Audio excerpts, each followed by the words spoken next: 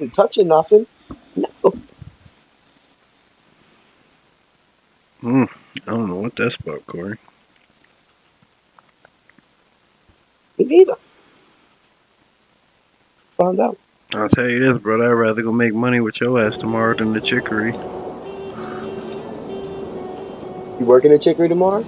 I am. I'm gonna go up in there. I'm not scheduled to. I'm gonna just show up. I don't give a fuck. Fuck them niggas. Are you really? Yeah, I'm like that, brother. My brother, one of the managers over there. What the fuck they gonna tell me? No, go home. All right, y'all have a good day, and I'll go do some Uber around the city. But shit, even though I'm not scheduled, if they gonna call him in, brother, I'm telling you, they gonna have Rory and Danilo up in there. And if you got enough fucking book money on the books for them dickheads that don't clean or do shit, just smoke weed the whole fucking time, you got money for me. And Rory said he was leaving next month anyways, brother. Yeah, no. So how the fuck you giving Rory all And the I hours? just text Jace. I legitly. I'll even text you what I texted him. I text Jace. Let me get it right for you. This is Chef Jace. I text Chef Jace. I said, yo, I just wanted to ask if there's anything at the Chicory.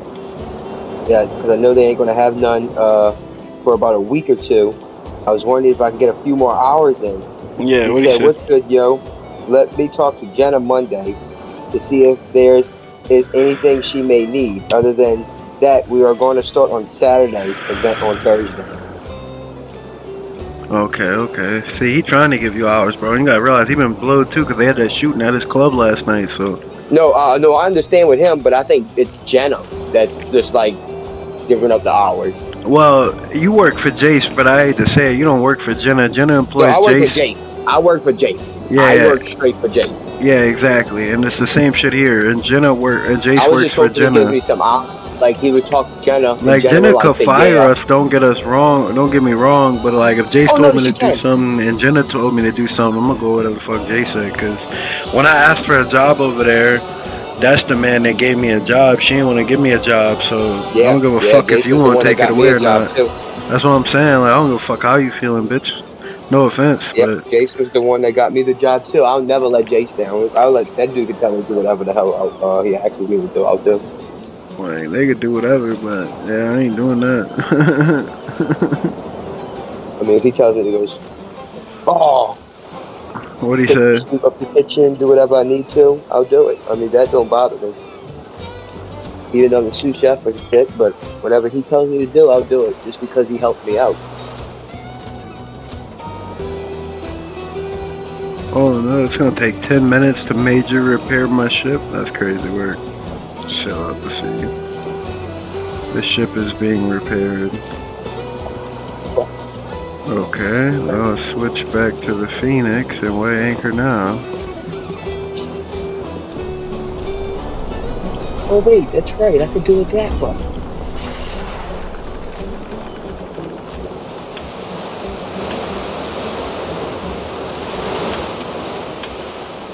What I can do is,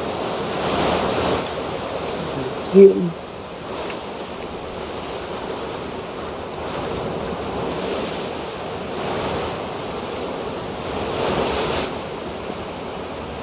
this,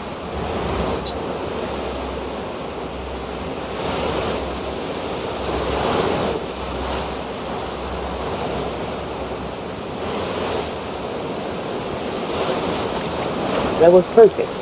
Oh, that's what they talking about. And this why go over Oh, you here. don't want to smoke with me, brother. I don't know what you are, but you definitely, I'm not the one. I'm gonna sink your shit, boy. I'm gonna smile when I sink your shit too, you piece of shit. Ooh, you better pray. You better pray, boy. Ooh, and then you opening up that ass to that broadside? Yes, sir. Gotta capitalize on that. Get that ass back over here. No, don't run now. Pussy, you was about it. Well, look at you. You think you're smart or some shit, huh, pussy?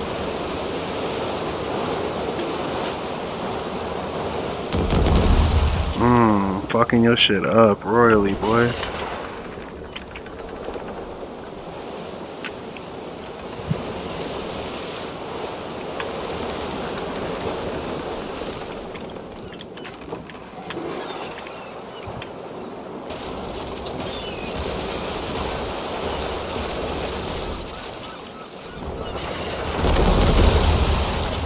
Sunk his punk ass. That's what you get, fuck boy.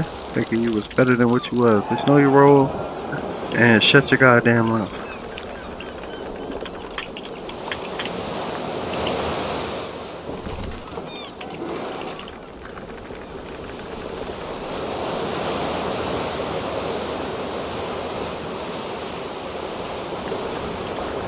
Yeah, they wanted me to come in the other day, bro, just to clean that bitch up, bro.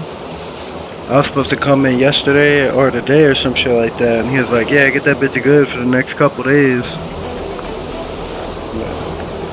I ain't even show up, bro. I just been fucking tired, bro. I ain't gonna lie. I've been sleeping. By the time I wake up, it's like 2, 3 in the afternoon.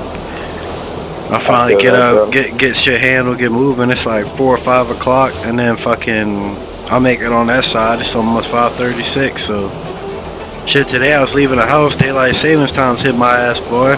It's fucking 7 Dude, that o'clock. hit me hard too. I couldn't get no smoke from the dispo today, boy. I was fucking, yeah, no, I couldn't. I wound up getting some shit from somebody else, and that shit poo bud. Spent $20 and didn't really get a buzz. Yeah. Well, it ain't even like it's poo. It's just for me, it's poo because my tolerance so high. Because I'm used to smoking that top shelf. You know, that good stuff. Yep. Like, I don't smoke nothing you buy off the street. Whenever you buy it off the street, it's a lower THC content and shit. That's normally the shit that dispensaries throw away, bro. You feel me? Why the fuck am I? Yeah, why the fuck am I? Yeah, bro, you didn't know that?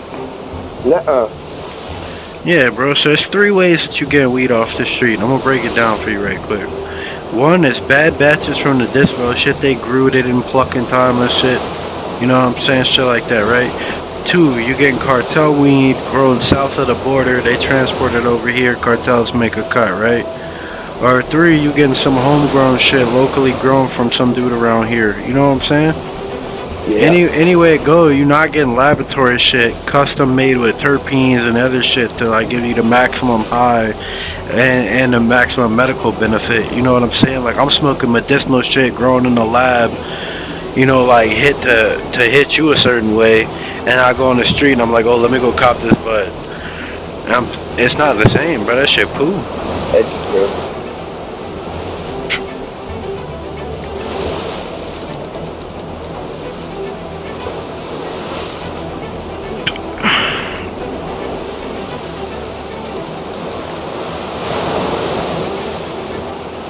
Fucking grow lights acting up.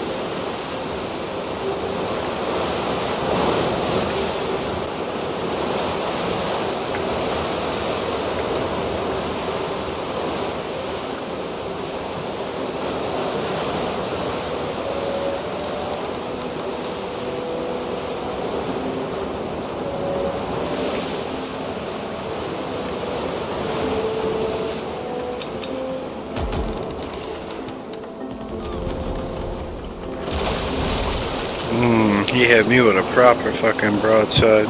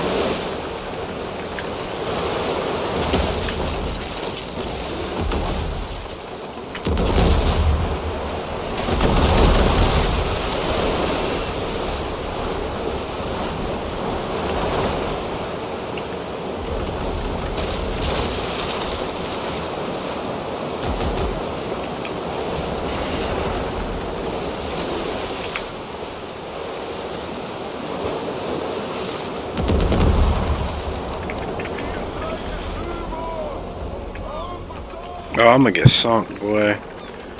Oh, I'm about to get sunk.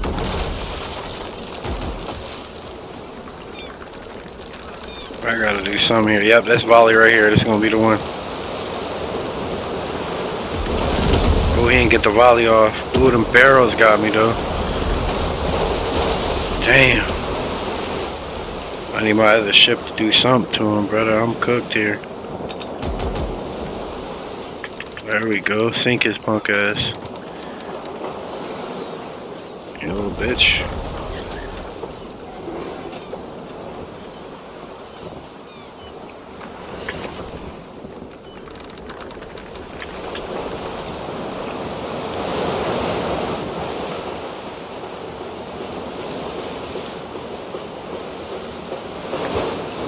Damn, that was a hard fought victory, my boy. I had 100 HP left.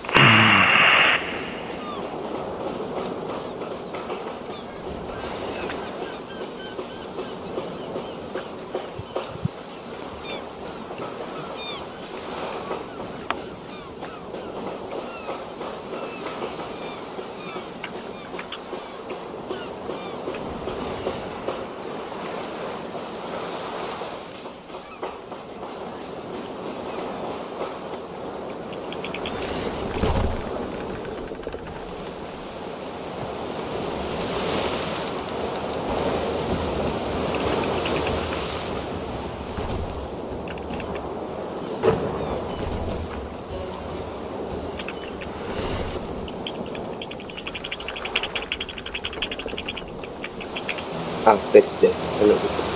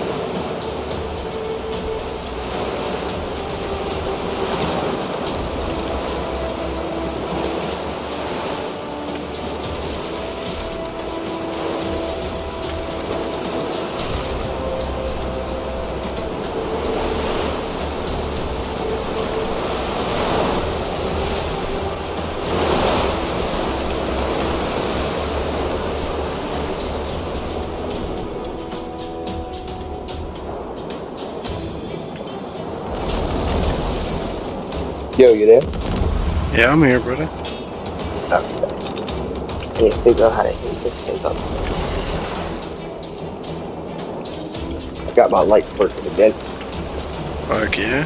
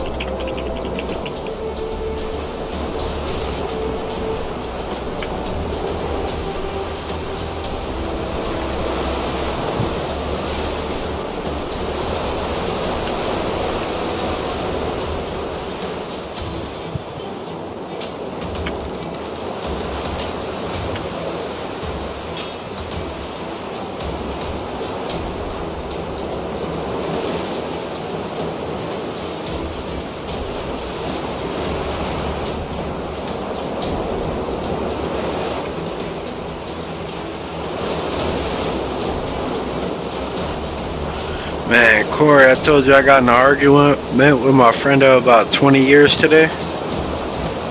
Wait, what happened? Yeah, I got in an argument with my friend of 20 years, bro. For 20 years? 20 years, brother. Over what? A bitch? Are you serious? Yeah, bro. So, there's this young chick I was dating a while ago, bro. I don't know how old she is now. She's probably 20-something. But her name's Haley Rowe, bro. And I wanted to marry that girl. I wanted her to be the mother of my kids, right?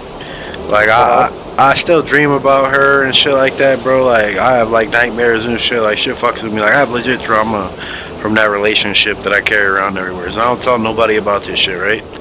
Like, he knows that shit. Well, we was talking earlier today, and I was trying to get him to understand, because he was talking about his other childhood friend who shares the same name as him. They're both named Jeremy. He's like, yeah, I'm sure Jeremy would shoot me, you know, wouldn't hesitate. I was like, I really wouldn't blame him, because you keep trying to talk to this man's wife behind his back. And so what's going on is they had some type of swinger shit, and the Jeremy that I don't know that well, let my Jeremy smash his wife pretty much. They was hanging out, and he said he was cool with it. Well, something went down in their relationship. Shit turned toxic, brother. And bro wind up getting divorced from his wife or whatever, right? And so they wasn't on really speaking terms. Well, he had wound up still talking to her after the shit. And so the dude would come to me and vent about everything. And he was like, yeah, I tried talking to Jeremy about it, but he don't seem to understand, you know, that shit's not cool, and this, that, and the other. And I tried to tell him, I was like, yo, bro told me straight up, like, if he catches you smashing his ex or whatever, bro, like, he'd shoot you and kill you. Like, real shit. And like, I was trying to explain to him today, I was like, you know, you gotta understand where he's coming from, because you don't do shit like that, especially if you don't have the permission from the guy. Like, you know, Corey, I can see if me and you was friends, right, and I developed feelings for one of your exes, right, and I come to you, I'm like, yeah, Corey, I really like her. I liked her before y'all got together type shit. I really want to date her and shit. Like, come at you like a man, you know, like on bro code. And so fucking I'm trying to get it through to his head, Corey, and he not understanding it. He's like, nah, nigga, once y'all break up, you don't have no guidelines. You can't put no boundaries on who she can and can't see this, that, up, and the other. I don't like, it's not nothing to do with that. It's simply the fact I'm your friend. I'm telling you, it hurt my feelings if you tried talking to Shorty or tried, you know what I'm saying? Try getting with her and shit. Like, you see what I'm saying, right? And so I'm asking you, as a friend of 20 years, not to do that.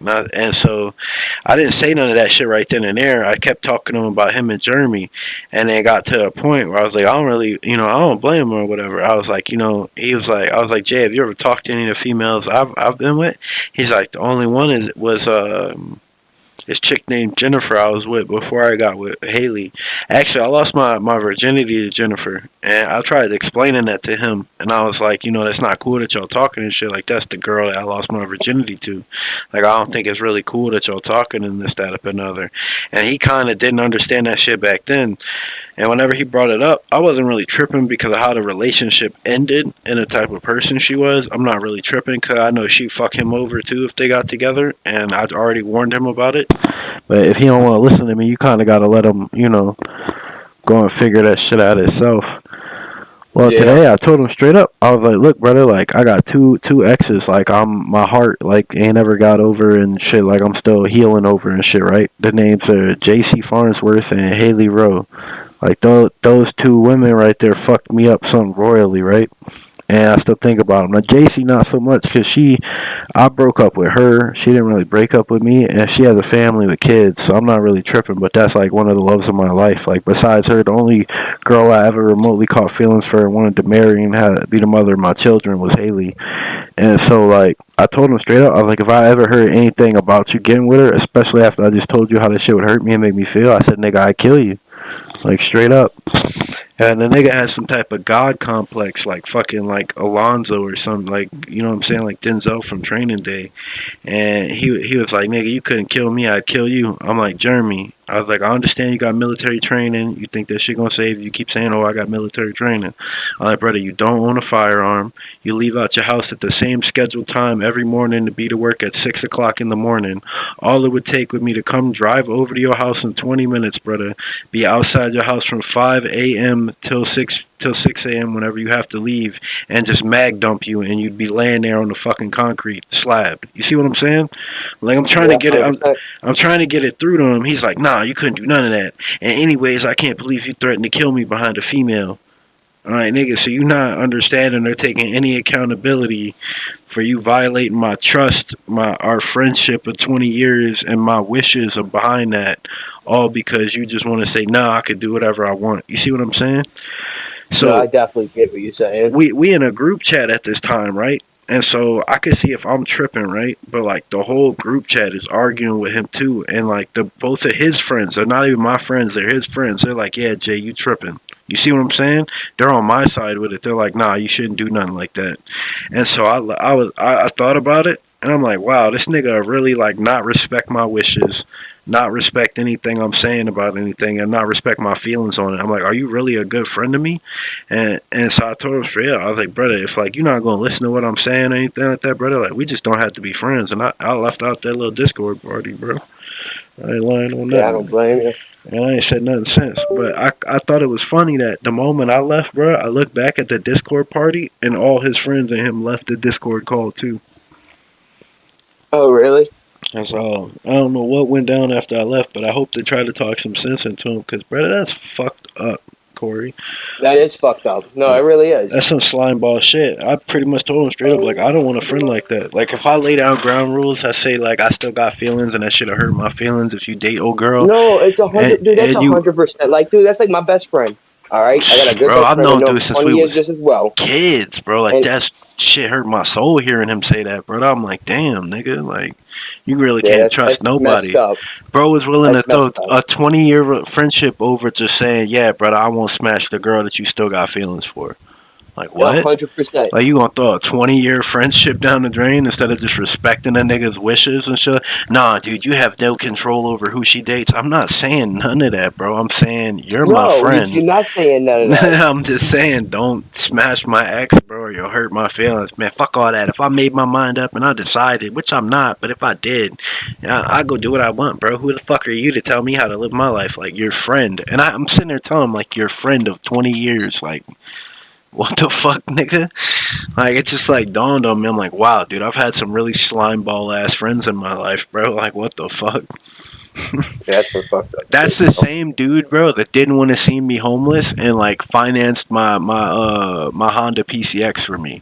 That's the same dude I just got an argument about this shit today Are about. you serious? I'm dead ass, and technically today, because it's yesterday was Sunday, today's Monday. He was supposed to come over today and help me take the fairings off the old ones and put the new ones on. And I guarantee you, after that argument, he's not trying to help me. But to be honest with you, he's had like a whole week to come over here and help me with this shit, bro. And he's been knowing And about he it for has 2 weeks, and bro hasn't come over like at all once. I think I've had these parts in here since Tuesday, bro. It's Monday. It's been almost a whole week. I had to do the front brakes myself. I have no mechanical knowledge. I just went to watch the YouTube video a couple times till I understood what I was doing, and I just did the shit Yeah. myself because I got tired of waiting on him. I'm like, bro, I really don't want to fuck up the brakes. He's like, oh, it's not that complicated. You'll have to learn whenever you get your own vehicle. Bro, it's not none of that. You my partner. You helping me out. You got more experience in this shit in life. And I'm saying, hey, bro, would you show me so I ain't got to struggle with it? But you like, nah, just go Yeah. suffer. Like, what kind of friend is that, bro? Like, I don't understand his line of thinking or his concept. It's just laziness. And then's gonna sit there. But I had to take into consideration too, bro. Like, the bro's in the military, right? For the last year or two, he's been supposed to be losing weight and getting like his body mass index down, his BMI, to military Uh-huh. standards. For the past 2 years, bro, he's not been able to do that. And he's coming up on a fitness exam coming up, bro, and he's overweight. And I don't think he's gonna be able to stay in the military. He's gonna get kicked out. Most likely, that's probably what's going to happen if that's the case. Well, he doesn't stick to his diet. He doesn't stick to working out. And to be honest with you, bro, he pretty much lives off the military right now, bro. Like they pay that what's the housing, the BOI and shit for him. And so, like, Oh yeah, I genuinely worry about him, bro, because I don't want him losing that military gig, because he's always talking shit, like, oh, I'm up in such a better predicament, this, that, up, and other. Bro, if you ever leave that military, dude, you're fucked, dude. Like, you're not, ain't gonna be no more mightier than thou, bro. You're just gonna be like everybody else out here struggling, trying to get a job. that's the truth. You know what I'm saying? And if you think that military background, and you sitting there doing paperwork all day is gonna get you, help you get any job around here worth a fuck, you are sadly mistaken. But his uncle has been a plumber with the union for like, what is it, Corey? Over 30 years or some shit like that, bro. And I don't really think it's his blood uncle. It's just like somebody who's like a godfather to him that's been watching over him since his actual family passed away. And I think he's tweaking, like, you know, like if anything happens, he'll probably just go throw his hat in with that and try to get on with that. But I'm like, what if that doesn't work out for you, bro? Like he's sitting there and like he's talking shit on me because, you know, I do dishes and shit all day. But mind you, chat, I wash dishes, right, at two different jobs. There's people who work on the river 12 to 16 hours a day that clear $100 to $125 a day. I clear 210 to 250 a day. So I'm just throwing it out there, chat. I'm making more than school teachers, garbage disposal men, tugboat workers, and all that shit. And I just go to two different jobs and wash dishes. That's it. That's all I do. Come home, smoke my weed. So y'all can say, oh, washing dishes to menial, all this, that, and the other. Brother, I'm making more money than almost 60% of the people in America right now. Like, you guys just don't understand. Like, it's fucking wild, bro. And then the other day, bro, like he financed that scooter for me, and we're in the call, right? And for the first time ever since he got me that scooter, like we're with his friends, and he openly said in front of those people in the Discord, he's like, yeah, I got the scooter for him. And we've had like our ups and downs, and he's tried to like renege and act like he didn't get it for me, this, that, and other. So I turned my stream on. I just wanted to double check if he'd stick by what he told them. I was like, thanks, Jay, for getting the scooter for me. He's like, what? Because like he almost knew I was recording him on some shit, bro. Cause like you see what I'm saying? Like nigga just be on some weird shit, bro. Like one day he's cool and this, that, up, and other, and another day he's tripping the fuck out. Like I know for a fact, bro. They got this chick named Katana, right? He's been talking to on and off since he was like a kid, bro. Like forever ago. I know for a fact if she hooked up with me, fell in love with me, and I was smashing her on the regular, and I went to hang out with him and brought her around, he wouldn't be cool with none of that shit, bro. No. He would not like none of that shit, especially if she was like, "Ah, nah, you're ugly, you're not like wooty woot instead of another." But that would drive a huge wedge. But the type of man I am, I just wouldn't do that because I know it hurt him. But the fact I even had to ask him not to do that shit with Haley or anybody, and he still took that stance he did, maybe not want to associate with you like a friend. Like I appreciate you financing the scooter for me, doing all this other shit, A, B, X, Y, and Z. But like I don't need no friends in life that are gonna like backstab me and shit. Especially when I blatantly tell you I haven't been with this girl for like a year or two now, bro. Like almost like 2 years, maybe plus. And I still have nightmares and shit like that and trauma and shit that I deal with. And you're gonna do like dog, that was like the highest violation, bro. Well, that's understandable though. No, dude, I you have finally no fixed right. my life. You can't tell me what to do, this, that, but it's not, no, none of that, bro. Like, telling you gonna hurt my feelings, that don't mean nothing to you, dog? What's your feelings if I want to go pursue a girl? Like, you're that much of a, like, you need pussy that bad, bro? They got 7.6 billion females on the planet today. Whereas you gonna go for the one female? Like, I'm telling you not to, like, that makes no sense for me, bro. That shit makes no earthly sense, bro. It's weird shit. Niggas be on weird behavior and be like, no, he's tripping, dude. I'm not tripping.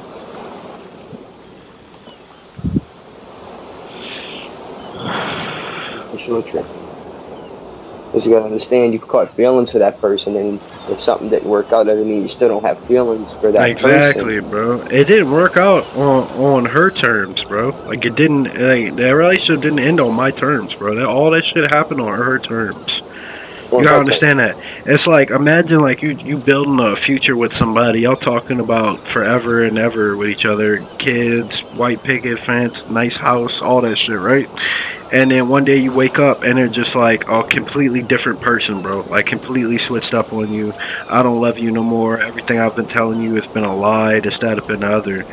Went to their family, bro. Like dog, and went and told them this. Dog, that shit was crazy, bro. That shit fucked my head up, bro. It still does to this day. Because there's a part of me that will forever be in love with that person, that fantasy. You know, that person that I thought I knew. And then there's Yeah. that person that I never knew that I got a glimpse of at the end. Like I knew like a good sweet Christian girl like I wanted to marry, and then like by the end of it, like whenever I was dating her, bro, for like that year, like I've never once seen her raise her voice to her grandparents or her parents or anything. When we were going through that breakup, bro, and I was trying my hardest to keep her and to work things out with her, like she picked up the phone one day, bro, and I heard her like scream at her grandmother that she says she loves more than anything in the world, like at the top of her lungs. Leave me the fuck alone. I said, girl, don't talk to your grandma like that. Like, we're not even together. You know what I'm saying? But like like just thinking back on those little details, like dog, y'all, they don't understand how that shit fucks with my mental health. And he's like, oh, if you still have feelings, then you should go pursue her. Bro, it's not, dog, it's complicated. It's not nothing like that, bro. I'm telling you, there's women out there that I still have feelings for that'll probably sleep with you just to hurt my feelings. And I'm telling you, they'll do it just to hurt my feelings, and it'll hurt my feelings. And you're like, nah, I'd still do it. What kind of friend are you, bro? Like, what the fuck does that make you, nigga? Like, that makes you a scumbag in my eyes, bro. You're a slime ball. You don't just like, okay, you financed a vehicle for me. I fully appreciate that. There's not one solitary part of me that doesn't appreciate that. Does that by no means mean you get to treat me however the fuck you feel, bro? That shit's Yeah. dead. And just so everybody's aware, this is also somebody that went homeless when his family passed away, bro. I'm not trying to put his business out there. And I took in, bro. Like, my family took him in and let him stay with us.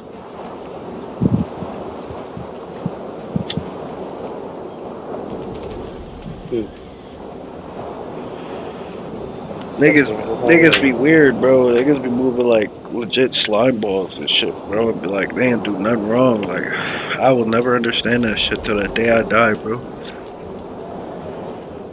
You're not, because I don't. You never will. But I'm the scumbag, Corey. Remember that, for threatening to shoot him, for him violating my trust, trying to cause me more trauma, throwing away our friendship of 20 years, not going with my wishes, none of that shit. You know what I'm saying? Friend of 20 years, bro. But I'm the scumbag. No, I know. That shit is wild to me, bro. I'll never understand that shit till the day I die. I'm the same man, bro, that would have like in a heartbeat, bro, would have took a bullet for bro. You see what I'm saying? Like, I would have jumped in front of a bullet for homie. Shit be goofy, bro. Shit, niggas be real life goofies, brother. Like I'm not even, I'm not even playing with niggas, bro. Like they be real life goofies, brother. Ain't got no firearm, brother. Ain't got no weapon. Ain't got nothing to do nothing, bro, and just gonna sit there like on friendship. Like fuck the weapons, fuck all that, bro. Just on friendship, or violate the 20-year friendship, brother. Like what is life, brother? Like that's crazy to me. Not alone that I could kill you, nigga. Like if you was just some fucking random off the street or some shit, but you my friend of 20 years, nigga. That shit hurt my Yeah. fucking soul, nigga. Like, I still ain't over that shit today. I went out and got drunk because of that shit. I don't even like going out to the bar. I went out drinking. Then whenever I went out to the bar, Corey, there was a chick that I was talking to on and off for 3 or 4 years that shot me down and went got with a dude multiple times. Like, you know what I'm saying? Like, with friends on me and just go get with a guy or whatever. And so, like, I Uh-huh. put up with it, like, on and off because I was trying to pursue her. And, I wound up seeing that bitch, bro. She serves drinks and food over there at the bar I went to. Oh, really? That was my first time ever meeting her in person, bro. We normally talk through Facebook, and when I met her in person, bro, like I didn't say a word to her. I didn't ask her for her name. I didn't say nothing, but I just knew it was her. Like, I couldn't help staring at her a couple times too. I'm like, damn, so that's the one that ain't get me, you know what I'm saying? They ain't want to fuck with me, that type shit. Like, I'm like, damn. And she had toothpick too, bro. I didn't realize how small she was. Like, the internet, Oh, like, really? she looked kind of tiny from her profile picture, like, kind of thin and frail, but Shorty was real life. Like, bro, I would have broke her. Like, I would have broke her, Corey. Like, this nigga, you laughing. I would have broke her, brother. I'm a big boy, son. When I throw this dick on these hoes, brother, that shit doing damage, brother. They got me fucked up, brother, for real. You ever broke the bed on a girl, Corey? You know what it's like to drill a bitch through the mattress, Corey? You ever seen a bitch's eyes roll in the back of her head and that tongue pop out? And she saying, please don't stop, and she pass out? Fuck no, nigga. Fuck no, nigga. You ain't never made a bitch orgasm 20 times, Corey, with no drugs. Oh, fucking real. Corey, shit, maybe you have.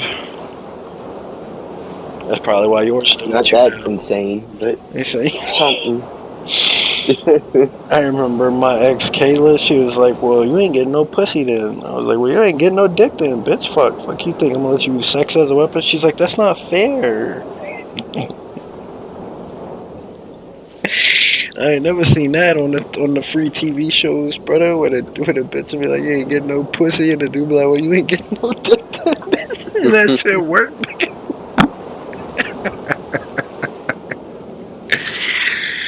They be sleeping on me, brother. They be like, oh, he ain't putting it down like talking about once in a lifetime talent. Y'all got me fucked up. This shit don't work out because I have severe mental disorders growing up and trauma I deal with. It has nothing to do with the bedroom. I promise you that. No, nothing to do with that. The whole mental state changed.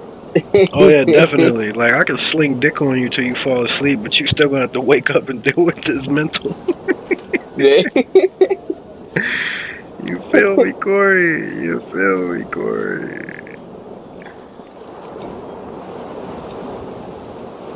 That should be wild, brother. On that real love, is it in that well love? If leave a toothbrush at your crib, love. You gotta wonder whether that shit kid love.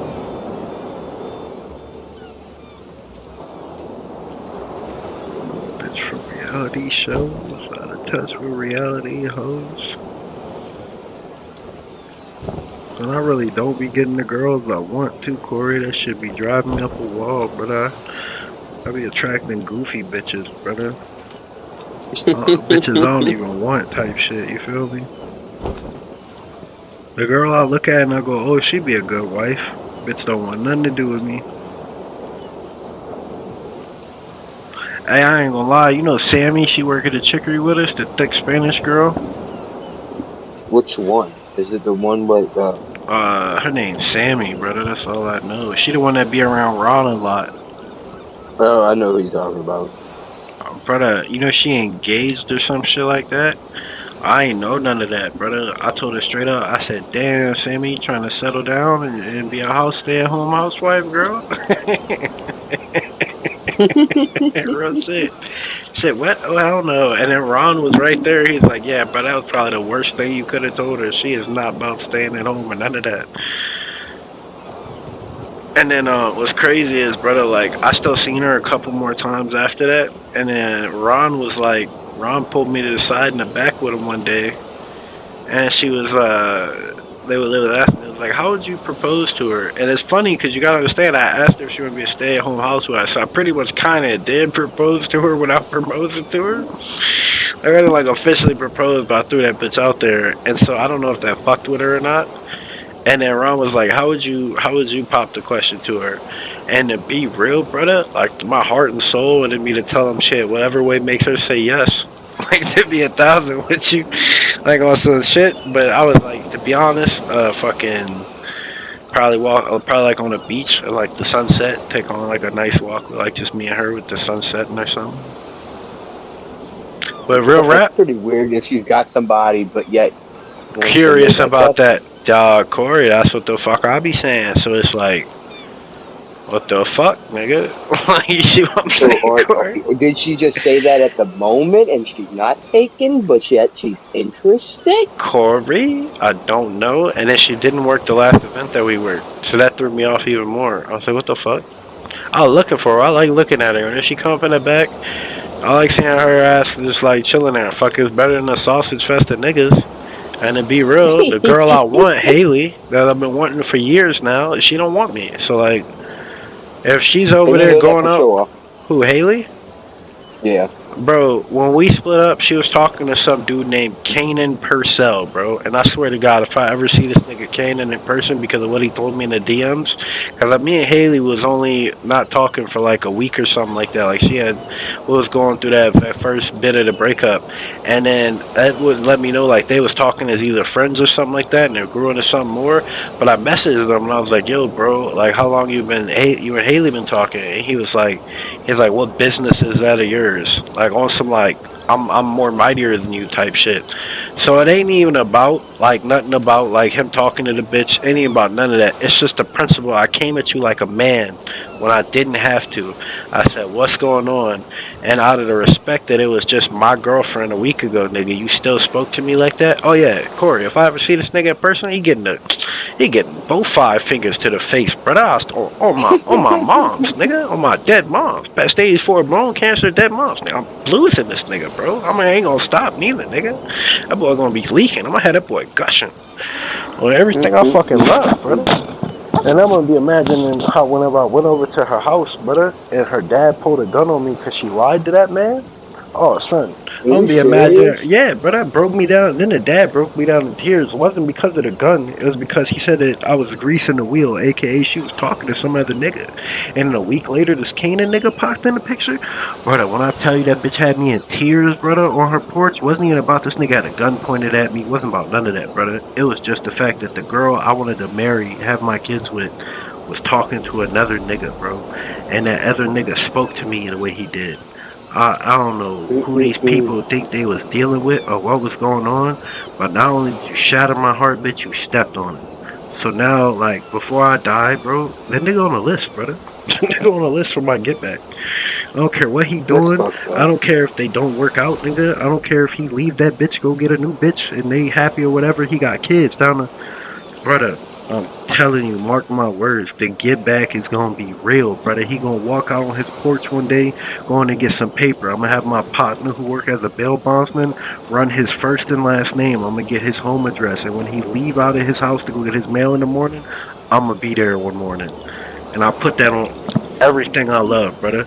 And that's the only thing that keep me cool, brother, cause I know how I am, and I know I'm gangster, bro. Like how I grew up, bro. Like how, bro, punishing this man, brother, before I die, brother. Brother gotta get the blues. Brother gotta get the business. Brother about to get stumped the fuck out. Corey, I want to knock all his teeth out his fucking mouth, brother.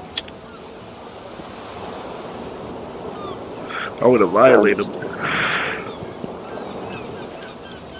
understand. And I ain't gonna feel no remorse, cause when I try to feel remorseful and I try to be, oh, maybe you overreact and be cool. Hey, bro, what's going on with you and Woo? What business of that is? Okay, I'm gonna show you what business it was. You got that little partner. You got that little homie. I can't see you in person. You talking big through the DMs, but you got that. Yeah, partner. You got that, brother. I ain't lying to you at all. You got that bitch. You feel me? You Nope. got that. But this promise, just understand, brother. This promise so real, brother. I'ma get me. I'ma get me.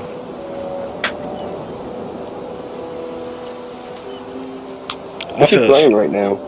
I was playing that World of Sea battle, brother, and streaming, but to be real, I don't give a fuck about the stream no more. Just thinking about that shit got me mad, brother. Just thinking about the way that nigga spoke to me got me mad, brother. Let's smoke you some.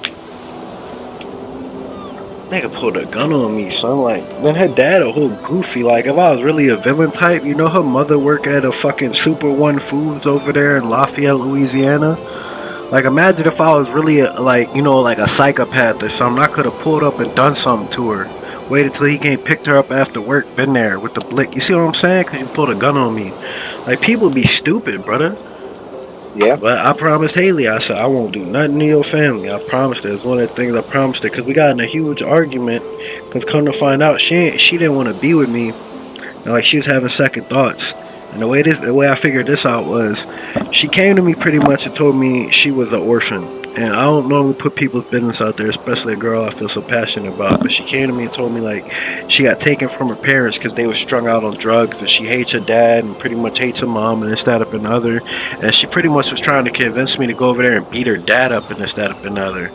And so the next day we was talking, and she was like, "Yeah, my parents don't like me dating you. It's because you're older than me. This, that, up, another." I said, "Well, how do you feel about it?" She said, "I don't really care." I said, "All right, cool. Then you want to work through it?" She's like, "Yeah, I'm just tired of my dad always being on my shit. He's probably gonna take my phone away and do this, that, up, another." This is an 18-year-old woman. I'm like, you're not a little girl. Like, people can't just take your shit. But then I had to think about it. Like, we live in America. She probably staying under that nigga roof. Like, I'm not there to Yeah. stop anything. You see what I'm saying, Corey? So he could kind of act Yeah. however he want because I ain't around there. So Hmm. instead of but feeling like I got her back on this shit, or she's protected, she more so I think had more fear about him. And so I pretty much told her straight up because she was like, "Oh, he'll come up in here and hit me." I said, "If that nigga ever hurt you or did anything to you because you was with me, I'd kill that nigga." And the moment I said that, like the whole conversation froze, and she was like, "Oh, you killed my dad with you?" And like she kind of tried to paint me as a villain, brother. Like she was like, you know what I'm saying? Like it wasn't really like I kill your dad. It's like I won't let nobody hurt you. I don't give a fuck if it is your dad. You see what I'm saying? Like it wasn't like Yeah. I'm gonna just fucking cold blood fucking go murder your father, bitch. Like no, like you telling me somebody's trying to hurt you. I don't give a fuck that it is your dad. Like you're who I want to be the mother to my children. And the whole time, son, I'm on some grown man shit. I'm not realizing this is a little girl, son. She just turned 18. Like she not understanding. Like when you look at somebody and you want to have a family with them, y'all love supersedes all that. Like our love's on the same pedestal as like your mother and your father's love. You see what I'm saying? To me, like they value them two over anything in the world, even you. And right now, I'm valuing you over anything in the world. You see what I'm saying? So yeah, honestly, at the end of the day, I don't give a fuck about your moms or your dad, bitches. Me and you, like we trying to build our family with our children. You see what I'm saying? Yeah. But she wasn't thinking like that. I guess whatever I said made her feel whatever way.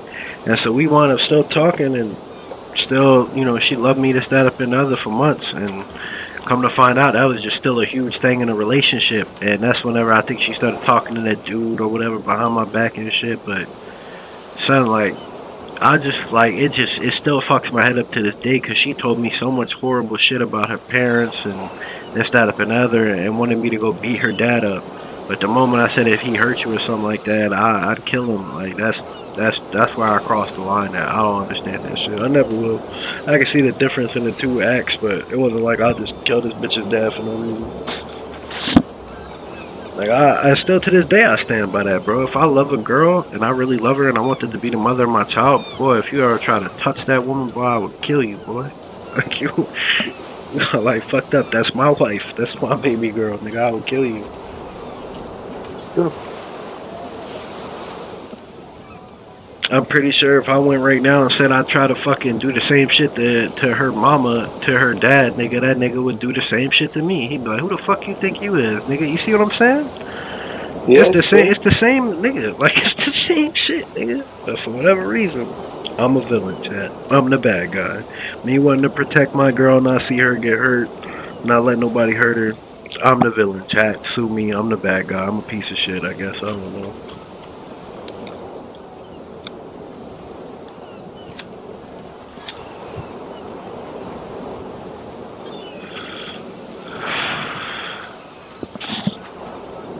And then I don't even think they understood how much my word meant to me.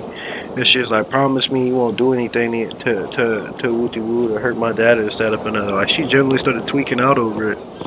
I was like, "Babe, I give you my word." And between me and you, Corey, my mama said she didn't raise two things. It's a thief or a liar, brother. That's been instilled in me since I was a little thing before I could walk, brother. Like that's just principles that I grew up on. You feel me? So if it's two things I'm not, is a thief or a liar. So when I give somebody my word, I'd rather die before I break that shit. That's true. die before I break my word. That's why I'm very careful with who I give my word to, bro. I don't just give my word to anybody. That shit hold weight with me. Or I give you my word on something, brother, I'm following. I'm gonna die before I break that shit, boy. You got me fucked up out here in the field. I feel that shit, bro. I don't care about none of that shit, bitch. I'll die before I break my word. That's why I was trying to explain to Jace too, brother. Like, he don't understand, but I let all that shit go, brother. Like, I've had to let all that hurt, that pain, that drama go. And it's like I've always had to be the bigger man and just let shit go. And so I'm just at a point in my life, being a 30-year-old man, I'm tired of being the bigger person, Corey. I'm tired of people disrespecting me, letting it go, brother. I'm to the point I'm ready to crash out. So that thousands of times I was the bigger man and just like ate the bullshit that life had to offer. I'm just to the point where I'm like, nah, bitch, you can die, bitch. Cause it'd be the same people that act big and bad, brother. When I beat them up and do whatever, they'd be quick to call the police, try to end my life. You see what I'm saying? Have me go sit in a jail cell for 10, 15 years, and I'm 30. I may not see back outside of that bitch, brother. You see what I'm saying? Yeah. So if you're trying to end my life, what the fuck? You think I won't up this bitch on you?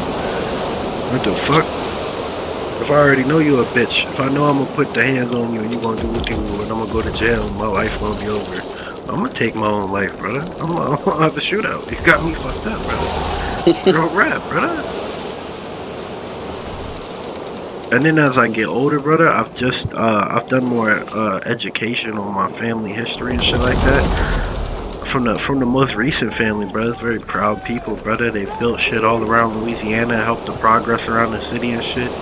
Military folk, all that shit. And I come to find out before all of them, brother, I descended from like conquerors in Spain and shit like that. And I share like a slave name that was like put on a piece of paper and people were chose like from a list to be named Abelos, nigga. Like I didn't know none of this shit. Like on the honor of my dead family, nigga, I'd kill you, nigga, for disrespecting me, nigga. Like real shit, nigga. Like, on the honor of my dead family, nigga, I'd kill you.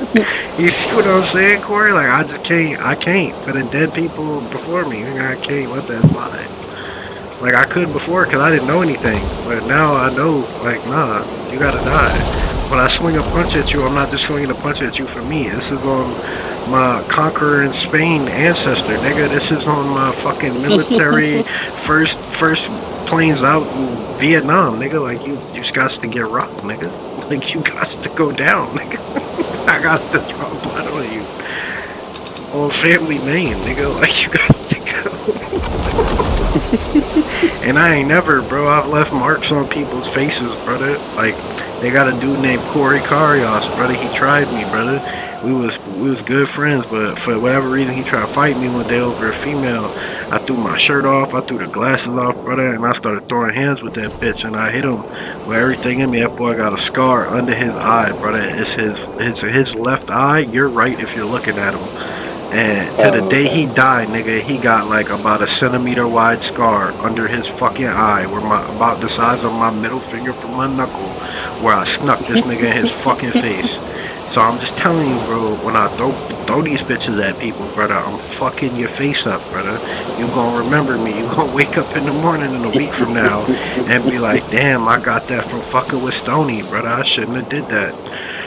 Cause that's what I want. When I throw these bitches at you, I want you to remember me, brother. I want you to remember me. Oh damn, the next time you argue with somebody or try talking to them how you talk to me, I want you to remember. Oh, there was that one dude, son, he wasn't playing that shit.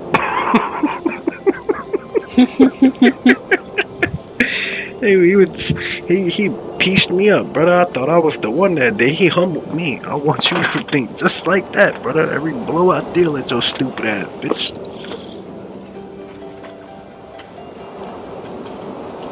I still can't get over the dude that shot the club up last night, brother. Bro said I'm an A4 animal. Brother said I'm an A4 animal. You're young. Let that bitch off.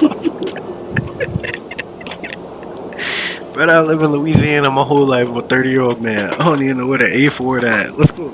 Matter of fact, bitch, we on the PC. Hold up, son. Hold up, son. Before I pack this little bowl right quick. Hold up, son. Old tab over here. 8th Ward, Louisiana.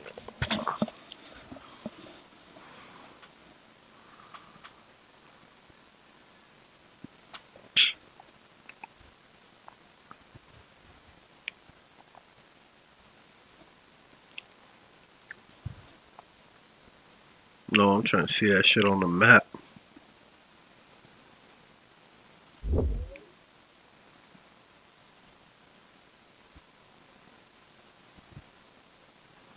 No, huh? That's where he from? That's where the animal live at? But is it on my 8th Ward animal, brother? Let that bitch off. So that's the 8th Ward, huh? Where that's at? Where's St. Bernard at? St. Bernard around there? Oh, see St. Bernard, New Arizona. Where the fuck I be working at, brother? Alright, boom, hold on, let's see it. So, boom, I hit here. I take this down, I take a right, about right over here somewhere. Let's see. Ursulines, Kerlak. Ah, right here. Damn, the bow is one. He's about 1 ward away, huh? No, huh? That's where I work at, chat. Right over there some nights. That boy said, I'm an 8th Ward animal. Boy, you're not even in the 8th Ward. Bitch, what fucking ward is that? What happened? Alright, brother. So Jace, the chef, he had that shit running smooth at the nightclub, right? So we was letting people in through the front and letting people out through the side exit, right? Which is like a midpoint. In the very back of the club is the kitchen, right? Well, they have another dude that do the business with him. His name Glenn. Now I've been told multiple stories. Glenn's a co-owner. He finances it, different shit, right? I don't really know what the story is between Glenn, but I know Glenn got pulling that bitch with Jace. So Glenn took control of the show and he started letting in, because what it was it's like a normal club night plus it's a reunion for Chef Jace's class that was coming, like the class he graduated with. And so everybody was showing up. So they had VIPs. So they only had 2 security guards at the front for like this big ass mob of people, right? So everybody had to line up and wait their turn to get into the club. So people were getting frustrated over that. Well, Glenn started letting people in the side door and in the back door. And so the dude got offended because his people got let in, but they made him stay out. And so he had an exchange with the security guard. And as far as I was made aware from the security guard and eyewitnesses, it pretty much went like this. The dude was trying to get in the club. His people got let in. They ain't let him in. He looked over, seen the other people getting let in the back of the club, and it pissed him the fuck off. And so he told the security, he's like, how the fuck they getting in, but I can't get in? And the security was like, look, they ain't got nothing to do with me. You want to fight about it? And as soon as the security said that shit or whatever, the dude was like, yeah, we could fight about it. And they go to tussling. And when they go to wrestling, bro said, I'm an 8th Ward animal. And pulled the blick out and up that bitch. And a shot rang off. Well, when this is happening, I done got the dishes in the back caught up. So I step outside in a little corner spot, which is right between the back door and the front door. I mean, in the side door. And so I'm sitting there and they got a vehicle between me and that, the very front. So Jace come out the kitchen door and he's like, yo, you seen Glenn? I said, nah, chef, I don't know where he's at. I've been out here smoking my weed for like 5-10 minutes. So he's looking towards the gate and he got this far away look in his eye. I'm like, what the fuck? And so I was like, what the fuck is he looking at? So like I was like, you good? And he's like, yeah, I'm good. And so he keeps looking. And so it's normal for him to look over there at the front. So this time I look over and I see and hear the security guard like go down or like something like that. Like I hear the gate like at the front where they're funneling people in, that bitch get tumbled over. And so boom, that shit happened. I said, and I look back and I look at Chef and I say, oh, that's what you was looking at. And he ain't say nothing. And then that's when you hear the shot just go off and you see a mong. And I was like, Lord, what the fuck is that? Well, I reached down for my sidearm off instinct because I'm so used to having my gun on me now and shit like that. So I reached for it. I ain't have it on me. I said, oh, fuck, I'm dead. And I just froze. I looked back at Chef, have it look at me, and then he just shut the door to the kitchen in my face. So like I'm just stuck outside, nigga, with the shooter in an active shooting environment, right, gang?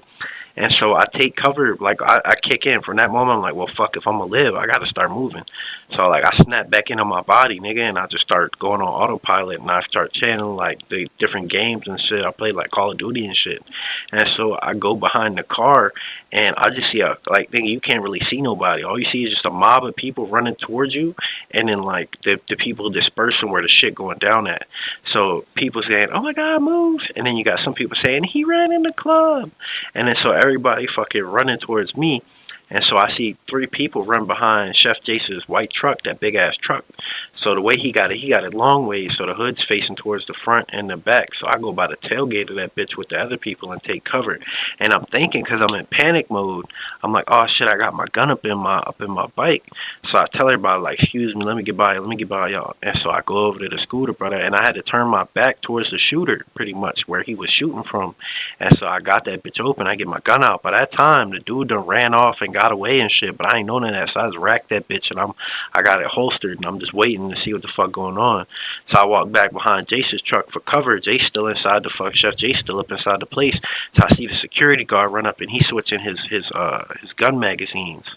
And so fucking I said, yo, you good? And he just look at me. He ain't say nothing. I'm like, oh shit, you know. So then boom, wooty woo. I'm just outside posted over the people, got my blick on me until everybody start coming outside, and then Damien coming to the back door. He opened the back door up to see what the fuck going on, and so you know I finally was able to get back up in there and shit like that, and everything just kind of cooled out. Chef Jason wound up calling the event off and sending everybody home pretty much. Well, all of us employees besides two of them, we stayed there and just chilled pretty much. It was not drinking, but smoking and shit outside the club. And we told Chef, we was like, look, bro, if you want, you can open this bitch back up. We don't want you taking no L on no money. We'll just, we'll just work till 3, even though it's midnight. We'll just still chilling this bitch and work. And so he is like, nah, I'm not feeling it no more. So he wound up calling it for the night. But I'll never forget looking over, realizing I ain't had that bitch on me, brother. And nigga just shut the door in my face, nigga, while I'm just froze right there, nigga, with the nigga shooting. I'm like, I told brother after the fact, cause chat, I had to take into consideration, brother. You in that environment, you don't know how you gonna react. You know what I'm saying? So I'm not really faulting him because in his mind, he's probably trying to keep the people in the building safe. You see what I'm saying? Yeah. Like I can't really fault him to an extent, but at the same time, bitch, you left me outside to die. There's nothing, no way around that. Like there's no justification for any of that or woo like, bitch, you left me out there to die. So I pretty much told him straight up. I ain't say nothing like I'm saying to you, but I told him straight up, like, look, brother, no hard feelings, but if I work here from now on, my gun's staying on my hip. I don't give a fuck about what you talking about or security talking about, because when all that shit went down, I seen a security guard on the ground and the other one took off running. So I don't trust him with my life. No. It's just that simple, brother. It's not nothing to nobody. And what's funny is the security, normally there's a third one there, and the third one has an assault rifle. Well, he got called away. He had to go work a different spot. So they called him away, and when they called him away, that's when that shit went down. I still can't believe the dude tussled with the security, got a shot off, and then ran off and still got away. That's insane.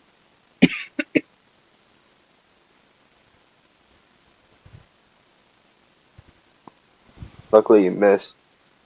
Yeah, dude, because we was going to check out the door. Wasn't nothing there.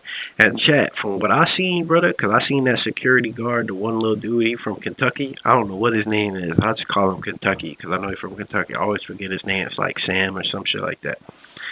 And so I'm looking at Kentucky and I'm looking at his vest. He got a bulletproof vest on. That boy got a hole like right here in his bulletproof vest.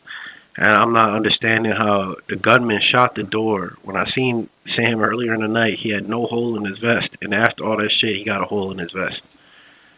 You see what I'm saying? But he's saying, I was like, yo, bro, you got shot? And he's like, nah, but I'm good. I was like, what the fuck? But you got a bullet hole in your vest. He's saying you ain't get shot. What you mean? Exactly, nigga. What the fuck you mean, nigga?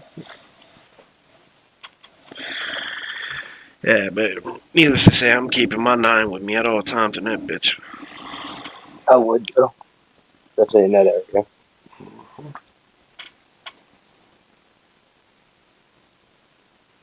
That shit gonna make me a target having that bitch on my hip though, brother. I ain't lying to nobody. They gonna look at me like, oh, he a op. Just for having that bitch on my hip. And now if I go outside, I'm gonna probably go by that back stairwell and smoke. I ain't even gonna fucking like be in the cut no more like I normally am. I'm gonna probably just take an extra chair from out like the kitchen and You throw know that. you can legally conceal it so nobody can see it on you. You serious? Yeah, 100%. You don't need a concealed weapons permit no more in the state of Louisiana to conceal carry a handgun. You could Google it. I hate not having that bitch in the holster. It feels so weird You, carrying that bitch without it in the you can holster. holster it. You can get a in a holster like I do. Okay, that's what I'm gonna do. I might just Uh put it huh. towards the front of me for real. I got 3 forms of safety. I gotta rack that bitch, turn the safety off, and then squeeze the trigger all the way back for it to go off. Yep, state of Louisiana. You can now conceal carry your weapon without a concealed weapons permit. And to be real, my shit's a G2C. The C stand for compressed or concealed or some shit like that. I'm about to It's, be getting in about 2 more months. I should be finished paying it off. Getting my Uzi. boy, I'm gonna be walking around with a Uzi. Bitch, you too small to be having a Uzi in your pants. They gonna see that, bro. Not in my pants, in my backpack. Okay. That's smart. That's Yeah, different. backpack. Boy, open that bitch up, boy. I know who I'm gonna hide It's behind. got the Like, stock? foldable Oh, stock you and a fucking everything. wild one, boy. That boy wildin'. Okay, I heard that foldable stock. But, uh, That big old burr. I got it for a pretty good deal. Paid 14 for it. I'm almost done payments. I got like $500 more left. Oh, I'm so fucking tired, brother. I'm trying to stay up. It's 5 a.m. I want to be at the Chicory for 10. The dispensary opens for 9. And Oh yeah, that's right, huh? my uncle, he normally gets up and moving from 6 to 7, so we'll see. But I've been talking this entire time, so there's a chance I could have kept him up a bit. He might sleep later. I'm about to turn this World of Sea Battle shit off. I don't even have fun playing this piece of shit. I prefer like Sea of Thieves, shit like that. I like Sandy still. That fucking World of Sea Battle shit just take too long, bro. You be sitting there It does. sailing for 20, 30 minutes, brother. For what? Just go You do. sink one ship, sail 20, Mm-hmm. 30 minutes back, and an hour of your free time gone, bitch. Yep. That shit fucking wasted, bitch. We just sailing. Fuck am I doing, brother? Fix that shit. That shit too Sandy is realistic, fun. dickhead ass. That shit It is too really realistic. realistic, boy. I wasn't even thinking. I was thinking of Skull and Bones. My bad. I see a Thieves. Skull and Bones is fun. See a Thieves is yeah too though. Hate I like Skull and Bones. these fucking socks off. This probably was helping keep me hot too. I can't even have my fan, brother. My house is pretty much filled with antiques because when it was built and shit. And the fan I got sitting above me is older than me. Oh So Jesus. yeah, brother. So like, if I turn it up to like it's a 4 speed, it's on like I think 3 right now. If I turn it up to 4, it'll go to rocking left and right really bad. Yeah, I that sounded like my old one. I had to replace it I don't know how the fuck to fix because the that. bitch was got wobbling and started squeaking. Like it was about to fall off the fucking ceiling. Yeah, that's how this one sounds, brother. That shit's crazy. But when I have it at 3, it's just chilling. I'm so fucking tired, bro. I know, brother. I know if I get up, I want to go lay in the bed so bad. I know if I could lay in that bed, I'm gonna be sleeping an hour or two. Yeah. Shit, nigga. The other night I was playing a game with Jeremy, and I was like, yeah, bro, I'm gonna go jump in the bed, and we waiting on some dude on the World of Sea Battle to go finish his ship. It's probably episode 13, 12 or 13 or some shit. And Uh-huh. we waiting. And bro's like, yeah, all right, I gotta go sail all the way back up to the top of the map to go grab my resources and come back down here. So for whatever reason, like we're in a group, right? Like we're all like playing the game together and shit. And while everybody's offline, everybody agreed to go at Saint Juan or whatever to like have like as like the home base, so we could all meet up, and go out and play the game together. The one dude figured he'd go all the way to the top right of the map and just live out there while everybody was offline because it's better resources and shit. And so we was all like, bro, what the fuck? And so we tried helping him to get all this shit down to St. Juan. And so I must have sat there for 4 or 5 hours waiting for this dude to finish getting everything he needed down here. And then he finally, like, I fell asleep. I moved to the bed on Jeremy. I was like, yeah, I'm going to lay in bed right quick. Now, you going to fall asleep on me? No, I'm not, brother. Bitch, my head hit that pillow. I'm not a young man no more. Bitch, I'm getting up in the years. I'm getting a little old. I can't do it, brother. Like, I get to a certain thing, I just pass out. And then if my head's like my brain's clear, brother, I tend to want to go to sleep like that because I can't stress this enough, brother. Like, I ain't been with Shorty for years. I've met other females, you know what I'm saying, I thought were cute and this, that, and other, but nobody I wanted to like marry and have kids with. So, like, before I go to sleep at night, my brain still naturally thinks about her, bro. Like, that shit genuinely haunts me at night. So, like, I can't sleep at night. Like, I don't go to sleep. Sometimes whenever I dream, brother, I dream about her. Like her being with somebody else, like having night terrors and shit. Like, I wake up sweating, like, type shit. But yeah, brother, and I really like. I'm not expressing that shit for anybody to feel bad for me or anything. I just want people to understand. Because to be honest, if anybody did, No, I want to understand. if anybody did feel bad for me, bro, like, it wouldn't change what I'm feeling. You see what I'm saying?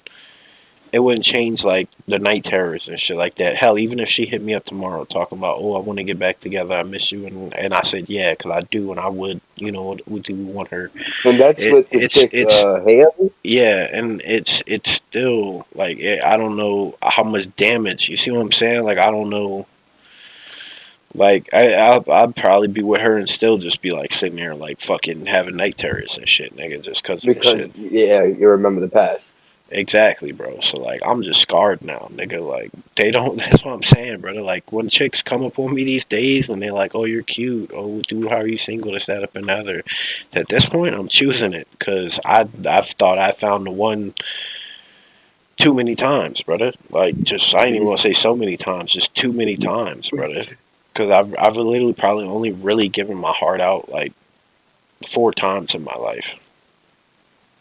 Kayla, JC, Hannah, and Haley. Those four are the only two are the only four I've probably ever like genuinely like thought about. Oh, I could settle down with this person and genuinely love the vibe and connection. Hannah does erotic content right now for like other men, so like those feelings are subsiding. I told her I wanted to have kids with her, and she went and got fixed pretty much. So that shit's kind of Oh, dead in the water. I recently tried to start patching things up with her and go out and see her because I was planning to go to North Carolina for a trip, and I wanted to see her uh-huh. while I was out there. And though just off of our trauma and like the shit in the relationship ups and downs and what we've been through, like, she's just so fucked up in the head, brother. Like, it's just not even worth it at this point. I think she's lost respect for me as like a person and shit like that. So it's like she don't view me the same, and that shit traumatizes me because that's the same girl. Like, I've never met her in person yet, but I remember we sit there on Facetime all the time, and her little cheeks would get red staring at me, just like wanting me so bad. You know what I'm saying? Like, I've seen that look a woman gets you whenever they gives you whenever they want you, and then I've also seen that shit fade away, and them like, you know what I'm saying? That shit change. So it's like, Yeah.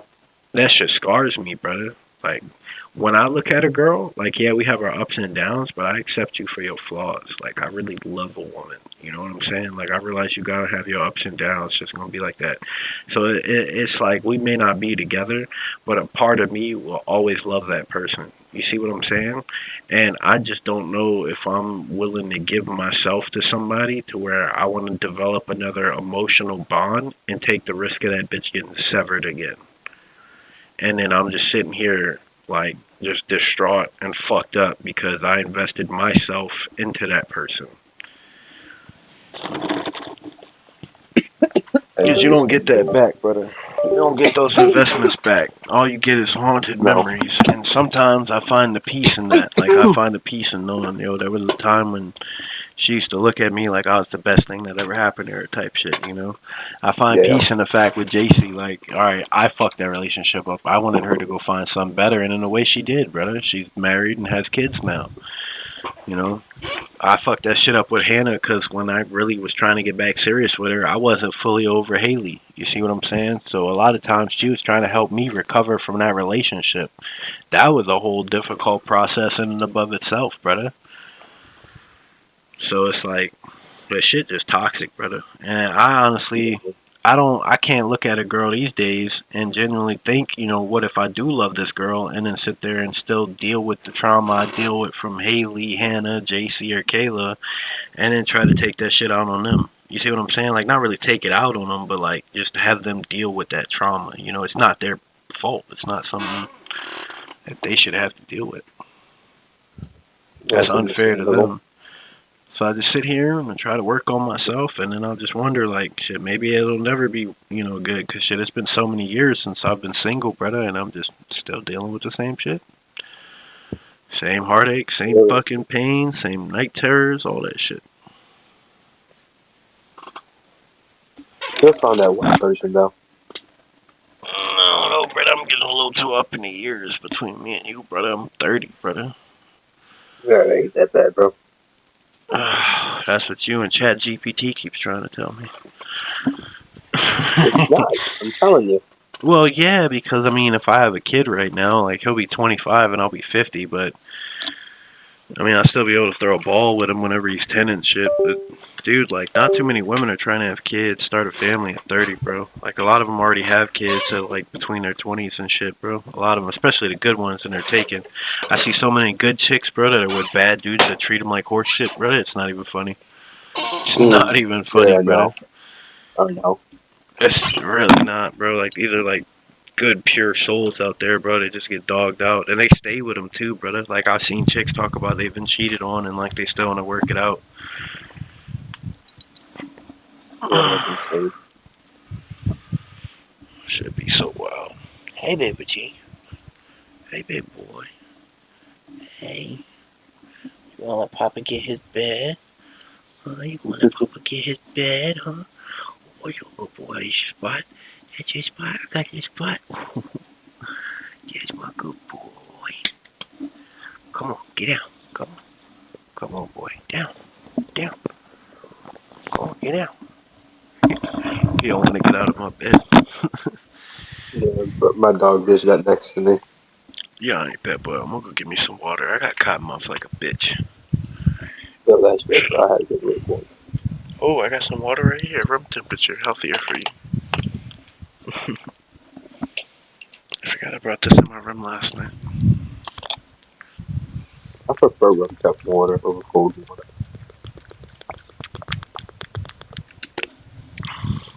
And I'm the opposite. Even though I know I like. cold water's bad for you because it sends your system into shock. I don't know, chat, if y'all know that or not, but if you drink ice cold water that's not natural, it actually will send your body into shock whether you realize it or not. I did not know that. Yeah, I was also out at the bar tonight, and there was a doctor sitting there on a date, and I was just ear hustling, not really trying to pay attention, but shit, can't really help when the only distance between you and him is the fucking one bar that the girl he's dating is sitting on. So I just couldn't help but overhear everything, and I pretty much was saying that his buddy was falling asleep every night with a fan hitting him like at full speed with that cold air, and that pretty much what happened was all the nerves in his face wound up dying. So the cold Right? air hits your shit and it freezes the nerves in your face, which causes them to die. So if you fall asleep every night with like a fan directly blowing in your face, you can kill the nerves on your face and you won't have feeling in your face. Really? Yeah, that's a real medical thing. I didn't know that shit either, bro. They wound up Googling that shit and everything. They had a little powwow about it. They was on the double date. It was a doctor dude and some other person, and they just they wound up sitting there talking about it. I told you stop biting your butt. I could feel these bumps and scabs by your butt. I know my dog does the same fucking thing. I'm gonna put a cone on you and you're not gonna like it, bad butt.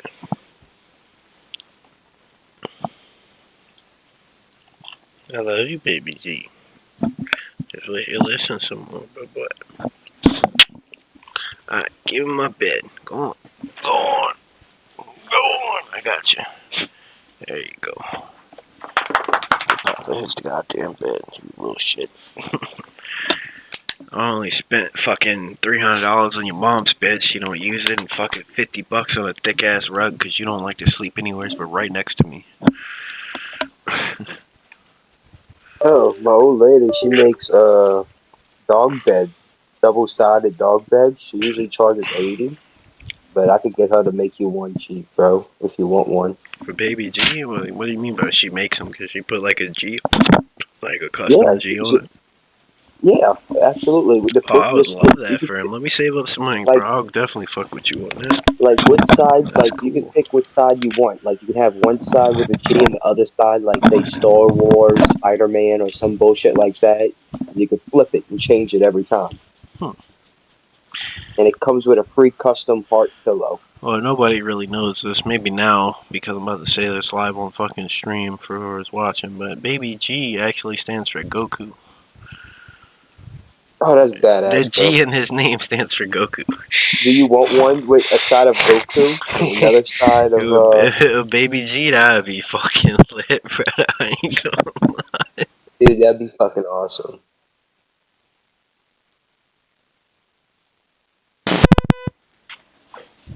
Yeah, I think they're pretty cool how she makes them. I like the fact that she double sides it to where you can change the side of what you want it to look like. Oh, my first time laying in bed in like 16 plus hours. Oh my god. I'm in a living.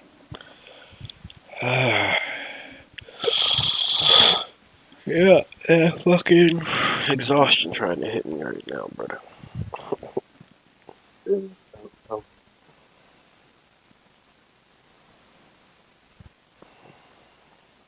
I got so much shit I gotta do, bro. I gotta take my PC apart, dust the internals out. I gotta fucking go over to my bike and pop those old fairings off and fucking put the new ones in. You got the tool for that shit yet? Nope. Is there a way to take them out without a tool or no? I mean, I could just use a flathead, but I take a chance of scratching the panels and shit. Oh, the new panel? Yeah. Well, the old ones too, because not all of them are damaged. So remember how I Yeah, I was wouldn't telling want you to do it's that. like a universal connection almost. So I'd have to. So the way it is, the back's sitting fine, but the front is what's fucked up because that took a majority of the impact. So I have to take the back and the trunk off so I can refit the front panels to the back panels. Does that make sense? That makes sense. Okay.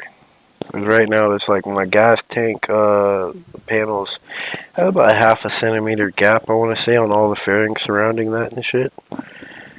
And to be real, the only fairings that need to be changed, chat, is the front under fairing right there, like the front fairing that connects the two sides.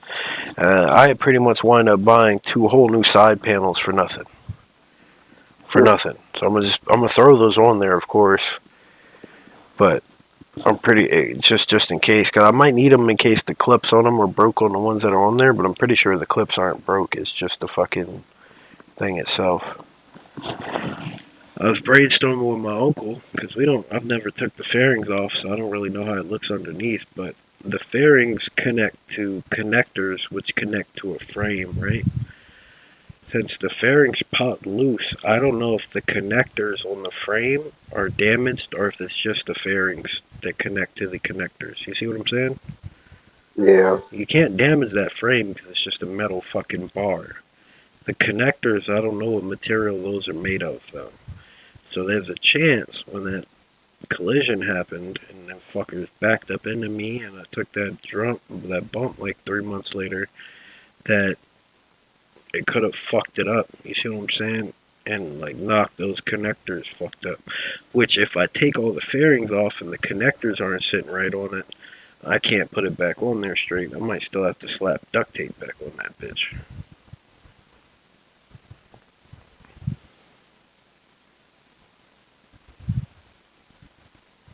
tried JB Well? Hmm? JB Well. No, I don't want to use nothing like that because JB Well doesn't have give to it.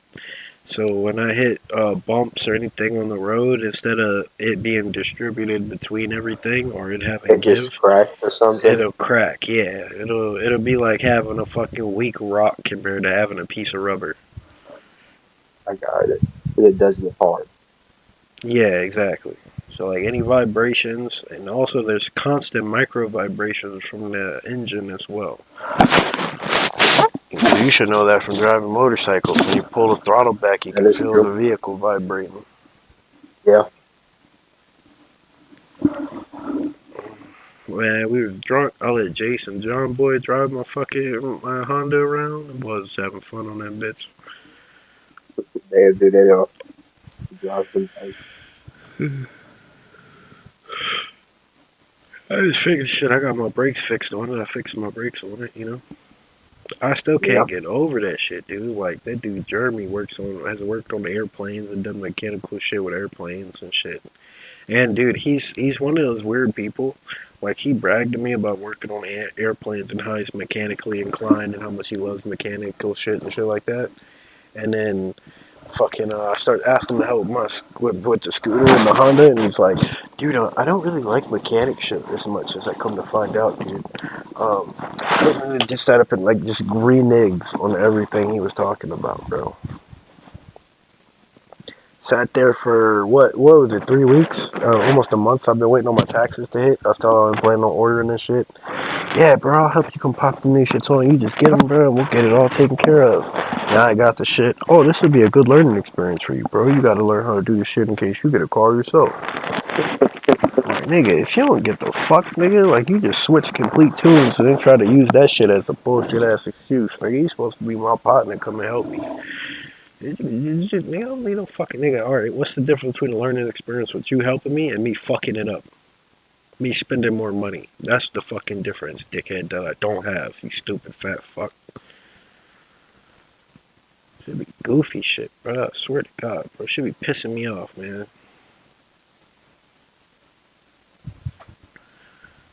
I feel that, bro. People, and then dude, he talks about me however he wants, like I'm some type of fuck up hippie stoner that just smokes weed all day, all life. But if I called him a fat fuck or something like that, he'd be like, I can't believe you sit there and you're talking about me like that, dude. After everything, it's like I didn't take you into my fucking family home and shit, brother, when you was homeless, brother. What the fuck? Get so tired of niggas, bro. Thinking they higher than now, bro. Mightier than now, bro. That shit is fucking beside me, bro.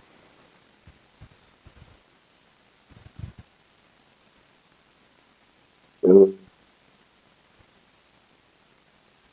I saved that nigga's life one day, bro. He don't even know about that shit, bro. We was at school, bro. It's called Jefferson Parish Marine Institute, and he was trying not. He didn't like to go to school. Like he quit going for whatever reason. They wound up putting him up in juvie and shit too. Like he had to go to juvie and shit and all that shit. And we was up at school. Well, he used to rat on the other kids, bro. Like he'd go snitch to the principal and shit. Well, none of the other kids liked that shit, so they used to bully him on the bus. That one kid, they punched his ass in the fucking face, bro, and his head bounced off the bus window. At the fucking on the way home and shit, bro. Like they used to bully that man because he snitched on him and shit. And he wouldn't even care. He just sit there and eat that shit. Well, one day them boys had enough of it, brother, and they had a little in the back, a little powwow, brother, and they was talking about dude was gonna bring a gun to school. They was gonna shoot that boy, brother. And I said, man, is it really worth that? Like I talked them niggas out of shooting this nigga, bro. Like I saved his life. And he don't even know that shit, brother. Still to this day. Like that shit's wild, brother. You really have saved niggas' lives, bro. And they'll really treat you like shit. Yeah, brother. Hey, don't go try talking to this girl. What you will? Nah, nigga, fuck that. You don't got no control over this, that, up in it. Nigga, what the fuck, nigga? I saved your life, nigga. What the fuck? I took you into my home, nigga. What the fuck? What the fuck is you on, nigga? Mm-mm. What the fuck, nigga? But I'm the villain, Corey. I'm the bad guy, brother. Like, make it make sense to me. coulda went dropped the scooter back off to that boy, that Honda, bro. Fucked up. Said, go deal with that shit, bro. They took my tax return and put it on a down payment on the car. I said, nah, I'm gonna go get the parts and fix that bitch. And we gonna keep with our normal plan. You see what I'm saying? Yeah. Nigga.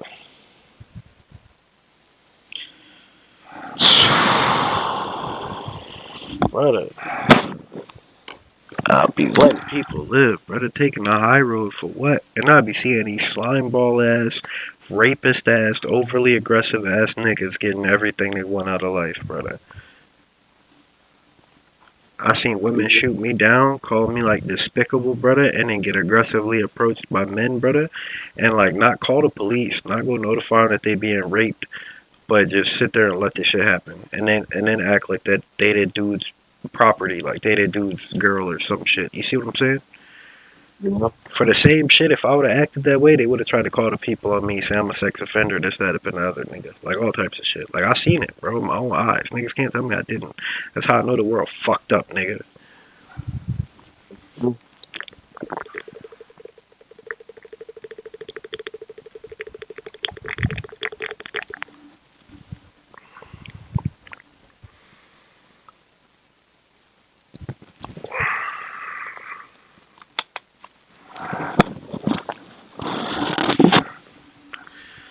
Should be so weird, brother. That's a 250cc. 250, you probably slap, brother.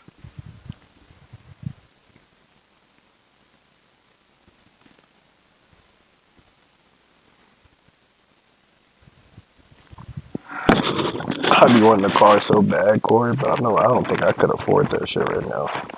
They're getting expensive right now. Ain't even that, brother. Like, if anything got damaged on it, like I had to like go spend my last dollar on getting the car, and I'm making payments on it or some shit, and then a tire bust, and I gotta come with like $1,500 for the tires or some shit. Ain't no way, boy. You know, I feel that. Ain't no way, and that's what me make home $200 a day.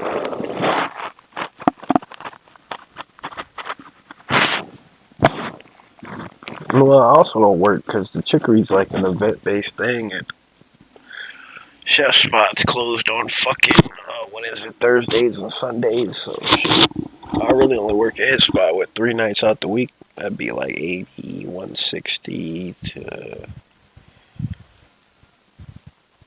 what is that? 240, and then let's say 3 nights at the Chicory a week. Let's say that's the Chicory like 250. So what's that, like 240, 250, 490? Multiply that by 4, what's that? 8, 12, 16, 90, 180, 270, 360.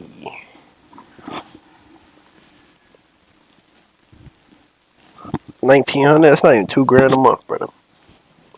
And then now let's start taking the money out of that shit. Phone bill, 100. Payment for the scooter, 150. Fucking rent bill for the month, 600. Nope. And now, what's that? 150. That's like $850. That still leaves me with $1,950. All right, now let's go weekly. $50 for the dog food. That's another $200 out. So boom, now we know we had 900, right? Whew. I don't even know where it all goes, brother. I really don't, brother. I feel that. But I don't think we work. Nigga, can you think of a solid month where we had 3 days a week at the Chicory? I don't think I even get 1,900 a month. Nigga, I really don't. I really don't even think we've ever worked 3 days out the week at the Chicory. We maybe work 1 to 2. Shit. I know for sure not me and you. Exactly, nigga.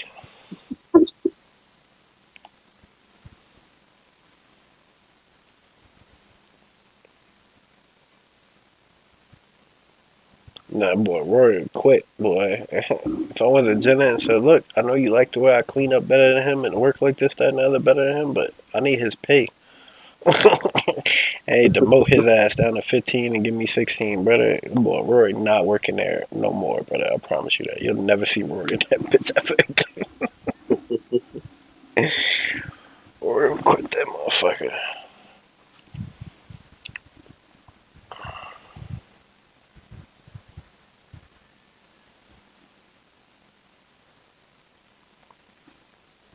Him and Nilo be on my little brother's ass, man, about them being in the same position they was in for the last 7 years they've been working there and shit. But brother, you gotta understand, like when they went to go do the jokes or go outside and smoke, that nigga stayed around the business people who put the shit together. Like whenever y'all went to go bullshit, that nigga was working, and the people who put the shit together saw that. Like y'all had all the same opportunities and shit, but didn't. So like, if Rory really mad, he's a dishwasher still, brother. That's kind of on him. You see what I'm saying? I feel ya. How long he been? They're working. I think before Chef Jace was the head chef there, Rory was there, brother. I think so. That boy been washing dishes since before the head chef was there, brother. That shit is crazy, brother. You know they didn't give that boy a raise until after they first hired me, like 3, 4 years ago. Oh, really? Oh yeah, brother. And the only reason he did it is because Rory got mad because they was paying him $10 an hour or some shit like that. And no, Oh, no, no, they was paying him 12 an hour, and that was after he got a raise up to that. And then whenever I got on, they paid me 14.50 an hour.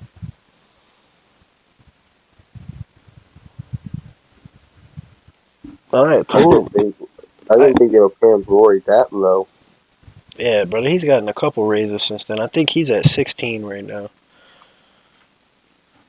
Think so.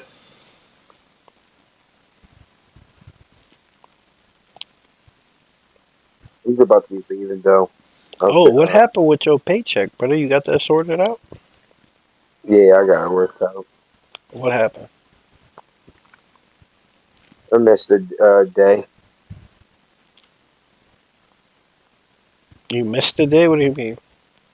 I didn't clock in. Mm, mm. Hmm. So what did they do? I didn't have no proof Mm, mm. of a time and a date. You just had to take that out, huh, brother? Yeah, Mm-mm-mm. Make me want to I just go. won't let it happen again. Make me want to go rob that bitch for you, brother.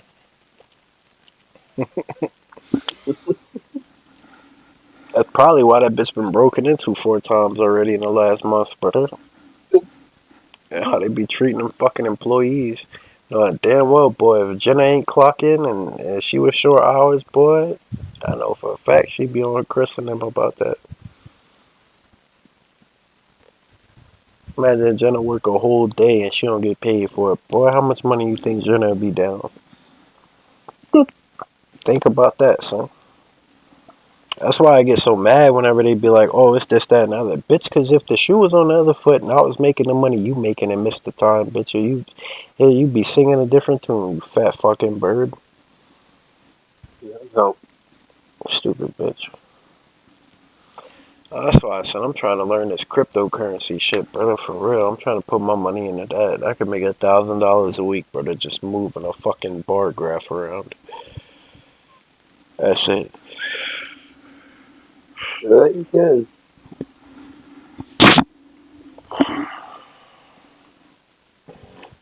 Excuse me.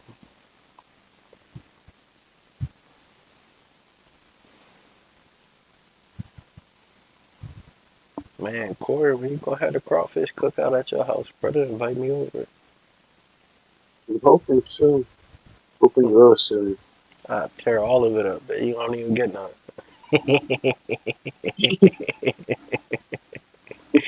Boy, that'd be some shit, boy. Invite somebody over to eat the crawfish, brother. You pour that bitch down, you go inside to go grab something, come back out, and be gone. The crawfish is eaten. Bro got sidetracked. He was in the house looking for something. Quick little go grab something. Turned in a half an hour. He just been in the house. Boy, come back out. All the crawfish eating. You see heads on the table, boy, and peelings. 2021 Life Fan XX250 rode off on and off road Uh, motorbike. try. There's a shop in New Orleans, bro. It's called Moto Julia. You ever heard of it? No, I haven't. All right, go on your internet browser, whatever the fuck it is you use on your phone, whatever, and go type in Okay. MOTOJULIA and then space that out and put New Orleans.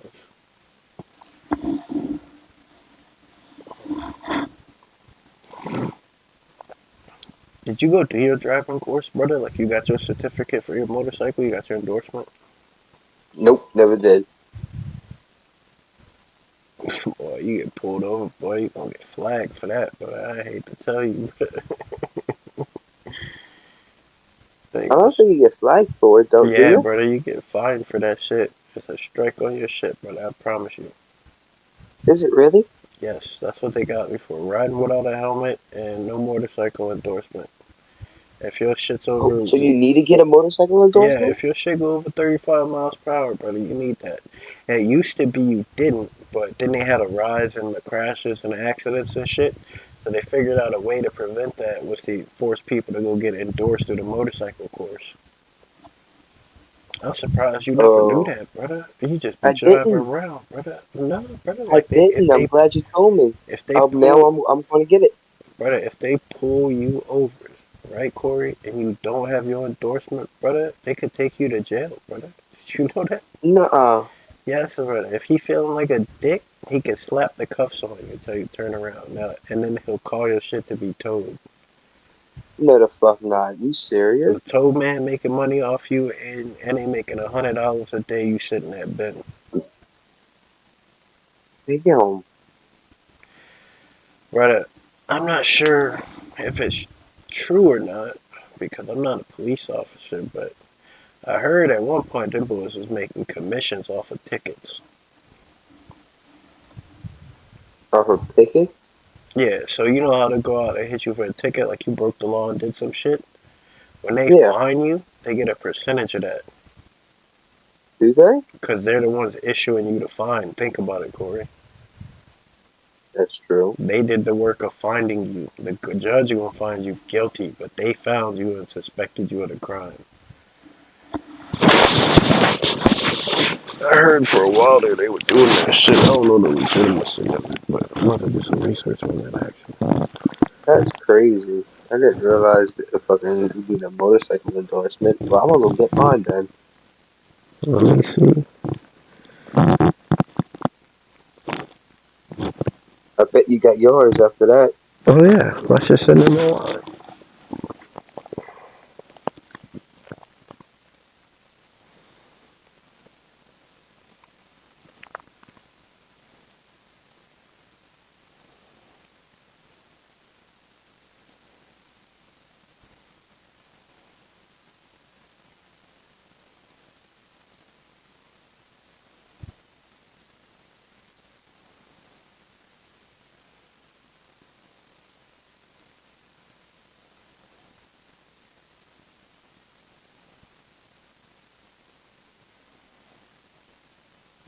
Nah, they don't get commissions for tickets. It's specifically why I thought they wouldn't get commissions for tickets. As a matter of fact, is because it make them want to find more people guilty. You see what I'm saying? Mm-hmm. It make the system more corrupt. That it would.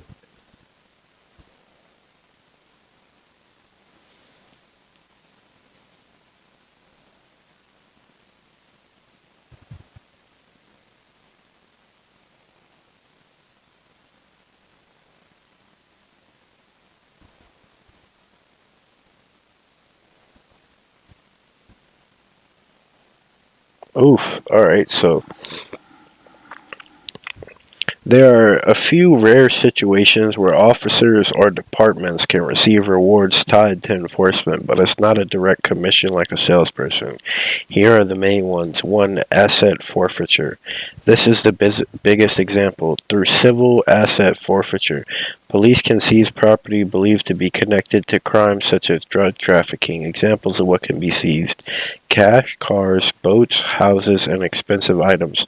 If the seizure is approved by the court, the agency, not the officer personally, may receive part of the value of those assets. That money can go toward equipment, vehicles, training, or department budgets. Now, you see how it says not the officer personally, but when we scroll down it says department budgets. What if one of the department budgets is an incentivized programs for whoever get the most tickets get a bonus this month? So they may not be getting commissions, but they're getting bonuses. Exactly. So I still think, especially in Gretna, I'm pretty sure that whoever had the most tickets at the time was getting bonuses. That's why you always see a influx of people getting pulled over at a certain time of the year. It's either like at the beginning towards the ending of the month. Those 2 times you see a lot of people getting pulled over. You'd be like, damn, the cops are out right now. They want that ticket bonus, brother. That's what they want. 2. Federal Equitable Sharing Program. Through the U.S. Department of Justice, local police can work with federal agencies. If property is seized in a federal case, the local department can receive up to 80% of the seized value. Holy fuck, dude. Imagine you get a drug bust for $1 million, bro. They up 800 grand.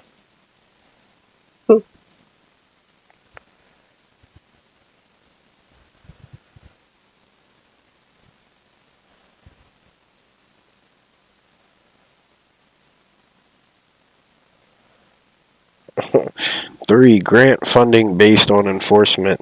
Sometimes departments receive federal or state grants for programs like DUI crackdowns, seatbelt enforcement, and speeding enforcement campaigns. These programs are often funded through groups like the National Highway Traffic Safety Administration, but important detail, officers still don't get paid per ticket. The department simply gets funding to run enforcement campaigns.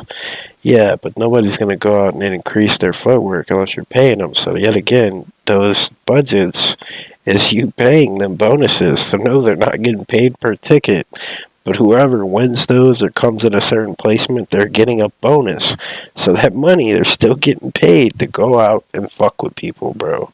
And I knew I was not tripping on that my entire life. So yeah, Corey, I might have been wrong on the commission, but I'm not wrong on them getting paid for stepping it up and ticketing everybody, brother. That's true. That's why probably at the end of every month, that's why you see them up more. Them boys out there trying to get it, Corey. They're trying to get that bonus. Get it like it never left.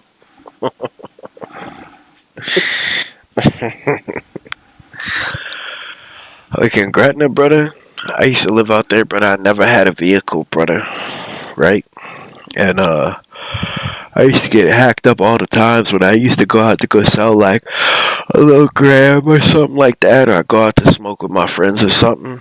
So I started to realize, brother, like the cops knew me. And there was this one tall white motherfucker, brother. And he never really gave me a problem until there was this chick I dated that had, I think she had my name. It was like Jessie, just like mine.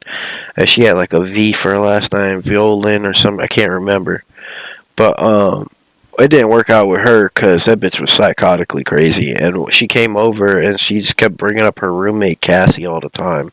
And we got in an argument. And I didn't call her by her name. I called her by Cassie's name because she just kept bringing the bitch up. And so, like, that was like, yeah, like a big thing. Like, imagine you arguing with somebody and they call you your roommate's name. I don't know why, but that pissed her off royally and she left. But no, she had a family member who's a cop, and that same cop's the one who kept fucking with me. Matter of fact, Corey, you still there? Bro, there's a chick with the last name of Theriot. I'm not going to go into any details, but remember when I told you I got pulled over in Westwego for that no helmet? Brother, guess what the last name of the cop was? Theriot.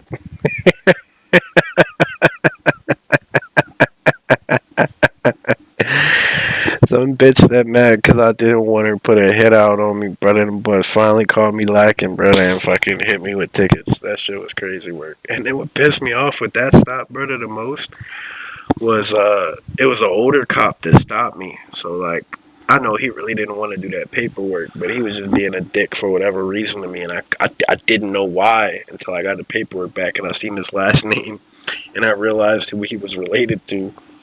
Well, they had a younger cop pull up at the same time, and I explained to him I'm new to it. I'm trying to get Uber, trying to get my life together, and this, that, up, and other. You know what I'm saying?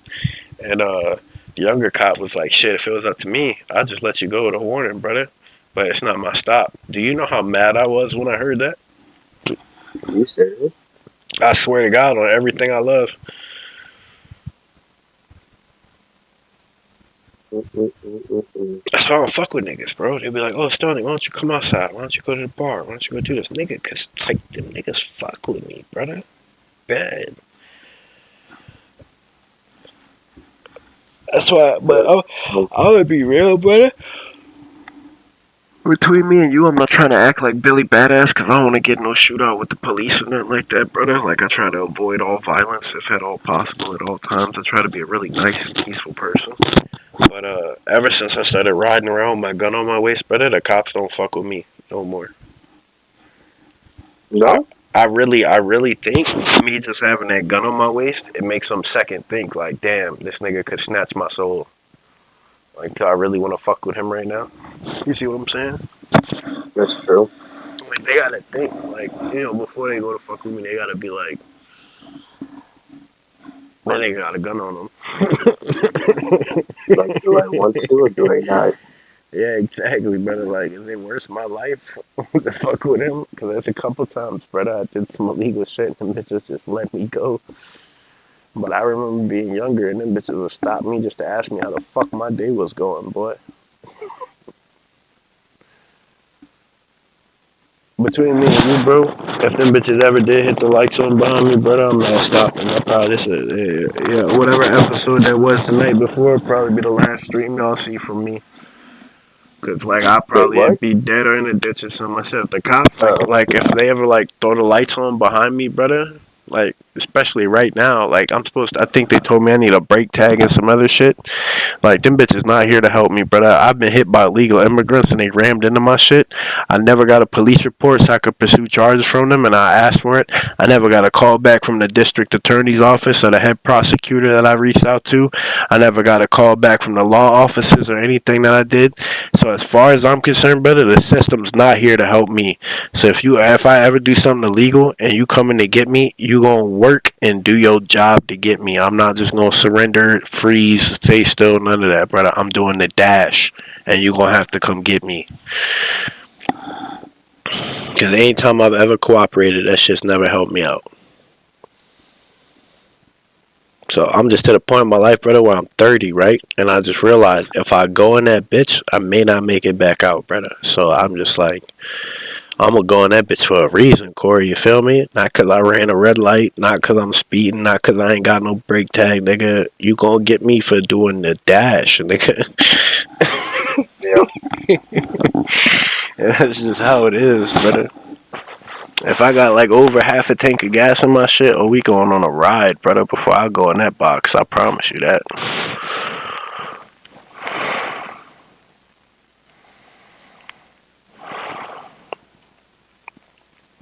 Man, of course, sometimes, brother, I be so sad, brother, and feeling so lonely. Like, I miss having a girl and having, like, companionship and having somebody I could, like, you know, hold at night. But then, like, that's all sweet and lovey-dovey, right? Me thinking like that. But I'm not thinking I'm also responsible for that person's mental health, their stress, making sure they happy. You see what I'm saying? Like, you don't get that peace you get from being single, brother. Like you're it's not just about you, like you living for somebody else. And then let alone how I understand that and I think about that, bro, 90% of the women in this motherfucking in this world do not care. They do not think about none of that shit, brother. They gonna make their decisions, they will rip your fucking heart out of your chest, brother, and fuck you clean the fuck over. And they'll sleep like babies, nigga. Jump from dick to dick, sleeping like babies. Little That's true. fucking she devils. And the most worst, Corey, is I don't be knowing who the good ones is anymore. Haley told me she went to church on Wednesdays and Sundays, brother, and then I found out she cheated on me. So if I can't trust a good Christian church girl, nigga, I can't trust none of you hoes. You think I'm gonna trust a bitch with black hair and tattoos all over her body, brother? The little Amish school girl, when the Christian girl, like she was just as bad as you, bitch. Probably worse, fuck. Shit. And that's on this video. God, bro, I wanted that girl to have my kids, bro. I feel that, bro. I wanted that to be my wife, Corey. That shit hurts my soul, brother. Still want that girl to be my wife. Come across thousands of women since I met her, bro. I ain't never look at a chick and felt any way that girl made me feel whenever I look at her.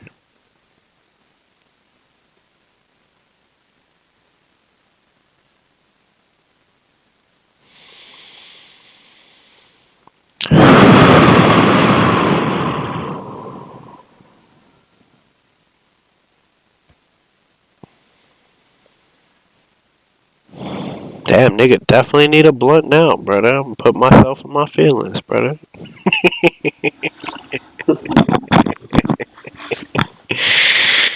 That's alright, brother. I'll keep battling these demons till I can't no more. One day I'm gonna just call it GG's.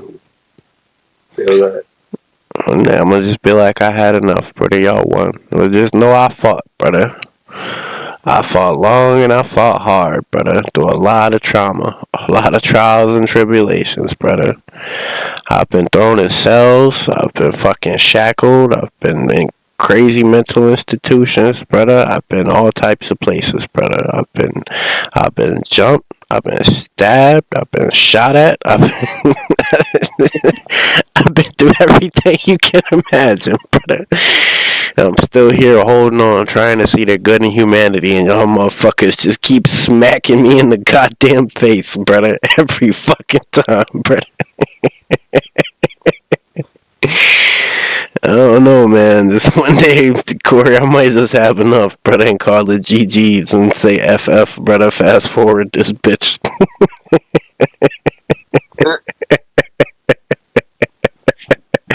Let's go to round 2, brother. Hopefully it's better, you feel me? Whatever is next sometimes, brother. That's how they be having me feeling, brother.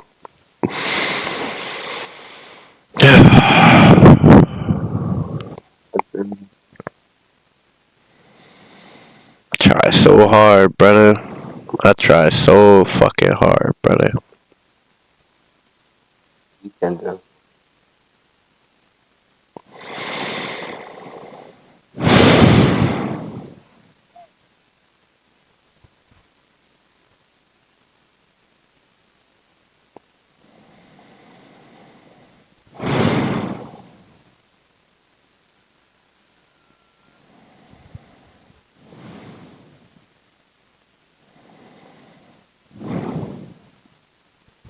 Man, I put my clothes on the wash yesterday at 6 p.m., brother. They've been sitting in the washer, nigga. It's like 6 a.m. now. I'll probably take them bitches straight out and store them right in the dryer. Normally, I'll run them again. Like, you know what I'm saying? Because they've been sitting in that bitch for so long. But, fuck it, nigga. I'm just tired.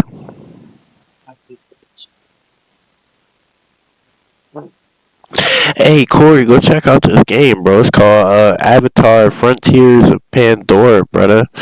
That bitch look like pressure. I think I've seen it on the Xbox. Yeah. It was on Xbox. It was released on there a while ago. My buddy, he wound up killing himself, brother. His name was Jacob, but he really enjoyed that game before he passed away. I'm gonna have to try it.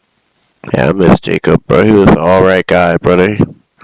He used to come over and buy some weed from me here and there, brother, for his nerves. He'd always throw me money and pay more than what the fuck he should have, just because he knew it helped me out. That's a solid nigga, bro. I fuck with Jacob, brother. R.I.P. my homie. A lot of my friends they killed themselves, brother. My boy Matt, brother. My boy Matt killed himself too, brother. And he shot himself. I wound up seeing his ex in the city about 2 months ago or some shit like that, brother. I randomly ran into her while I was doing Uber. You want to talk about shell shock? That shit fucked me up. I went back around there a couple times just sitting down and staring at her because my Matt's cousin told me he thought she had something to do with his death. So I don't know if you ever watched NCIS or not, but I could kind of eyeball people and just see, you know what I'm saying? And I could tell she kind of blamed herself over that shit, but it wasn't really like she caused him to die, you know what I'm saying? She just felt like she could have did more. Yeah. And then I also seen that she kind of moved on already because they had some dude out there that really liked her, and it seemed like those two had something going on.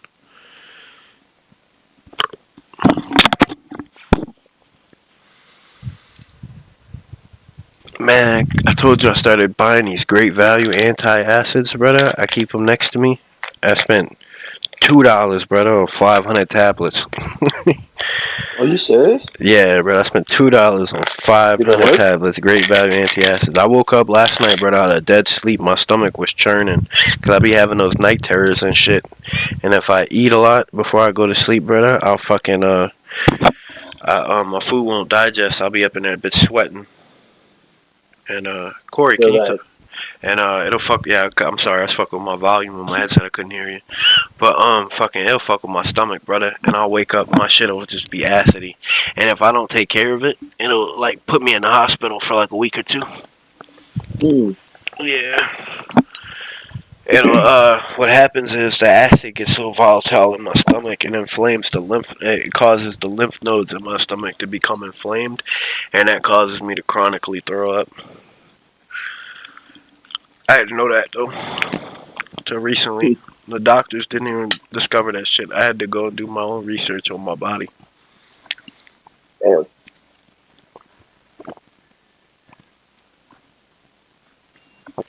I remember when they was trying to figure out. You throw up? Wait, you sound like me. Is it when you wake up right in the morning time, and you progressively throw up this yellow shit, and then eventually it's just spit? So that what you're throwing up, that yellow stuff, is what's called your stomach bile. The reason you're progressively throwing up is because once you throw up the first time and it's against your will, your stomach starts contracting. Think about it like a balloon that's filled with air. Somebody squeeze the air out and then expand and squeeze the air out, expand. Whenever it does that, brother, that's what causes you to keep throwing up because it's aggravating that stomach line and it's forcing your body to try to get out whatever it feels like it's not supposed to be up in there. And that ultimately causes you to fuck up. So once you get the stomach bile out, the yellow shit, that's your stomach bile. That's like the acid and shit that breaks down. That clear shit after that is your spit up. That's like spit up. Like, you know when a baby throws up and it gets that clear shit, that's what you're throwing up your spit pretty much because you already threw up your stomach bile. Also, if you don't swallow your spit, so like naturally we as humans, we have a digestive tract, and it's actually kind of like a bio machine. So your saliva contains starches and shit that breaks down food. Well, they circulate from your mouth to your stomach and back again like a recyclable thing, and your tongue actually has what secretes the spit. So if you don't swallow your spit, you're not recycling it, and it'll fuck you up, bro. You won't break down the bacteria in your mouth or stomach and shit like that properly.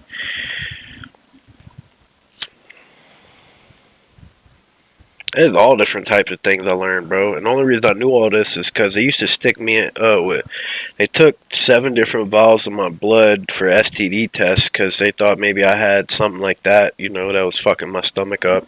It wasn't nothing to do with that. Then they gave me like this glowing fluid, and they like made me drink something, and like so they ran me under an X-ray machine, and it made all my internal organs like glow, and they said I have really good intestinal tract and stuff like that. They didn't see any blockages, they didn't see any debris, anything like that. So they're saying that I'm healthy. Like they don't know why I was throwing up and stuff. Man, Well, you told me the same thing. so come to find out, brother, they tried going off. Oh, it's cannabinoid hyperemesis syndrome (CHS), That's what they told me. and they said it's because I smoke weed. So I quit smoking weed for a month, and all I could I do was doing the same thing. all I could eat was crackers and drink water, brother, like plain crackers. And so I was fucked up, but I had to get back to work. I was homeless, living at Jason's house at the time in Lafitte with no transportation. So if I didn't get myself feeling better, bro, I was just going to pretty much wither out in that bitch and die. Mm-hmm. So I just went back to smoking weed, brother. It's like shit wasn't changing for me for a whole month. So John Boy wound up coming over with a couple of the THC carts and a 2 gram blunt. And, I just asked him because I was like, look, bro, I ain't been able to stomach anything. I've been trying to quit, you know what I'm saying? But this shit isn't working for me. So he let me hit the weed with him and shit. Because John Boy wouldn't tell me no, you know what I'm saying, whenever I asked him like that. So he's like, yeah, I got you. And Jason was like, my little brother was like, nah, man, you've been quit, you know what I'm saying? Fuck that, son. You gonna do that just so you could hurt yourself all over again. I'm like, nigga, like, I've quit. Like, it's been like a month now and I'm still feeling horrible. Brother, I got a little buzz. I was pretty loaded. We had smoked the whole blunt. And then they made hot dogs, brother. I was able to eat them like a chili dog, brother, with no problem after smoking. So that's when I realized, like, I don't think I have CHS. I think it's something different. I don't know what it is, but like if I don't smoke my weed, brother, I develop severe stomach problems, brother, that'll hospitalize me. Like people don't understand. Like I literally smoke weed for like my digestion, my fucking stress, all types of stuff. This shit helps me out with, and nobody understands that. They're like, "Oh, he's a junkie. He just needs to get high all the time. Oh, he's smoking weed all the time." Brother, I probably would die without my weed. Like literally, it's not like it's like I'm not. I don't want to say I'm dependent on it, but it's like it's one of the best medicines out there with the least amount of side effects. I can't stomach food without it. My stress level's crazy. My anger issues are crazy. Like it's good. They'll just let me smoke my weed, bro.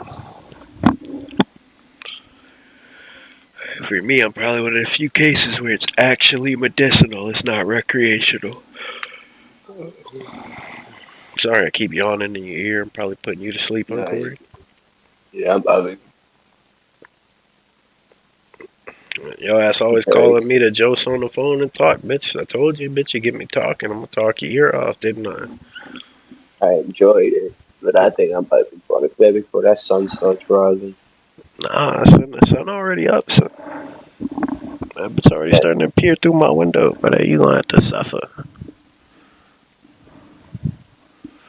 I gotta wake up for like an hour. Oh no, 2 hours, 2.5 hours, For what? 2 hours and 45 minutes. For Bring my what? kid to school. You might as well stay up, but are you not waking up? No, man, I just gotta wake up for a second, drop her off. The school's right around the corner, and then come back home and then go back to bed.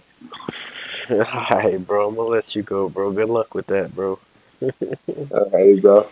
I love you, Corey. Bitch, hit me up if you need anything. Thank you, bro. You. I wish you'd come help with these fucking fairings later today, nigga. I'll see what I'm doing tomorrow. I mean, after I get my kid in shape, but I'll let you know. Let me know, Cole. Alrighty, bro. You gonna hang up, bitch? I'm not hanging up. I'm hanging up.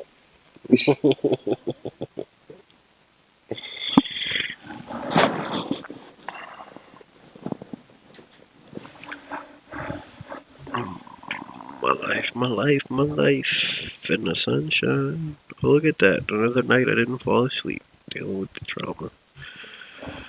Who would have fucking guessed?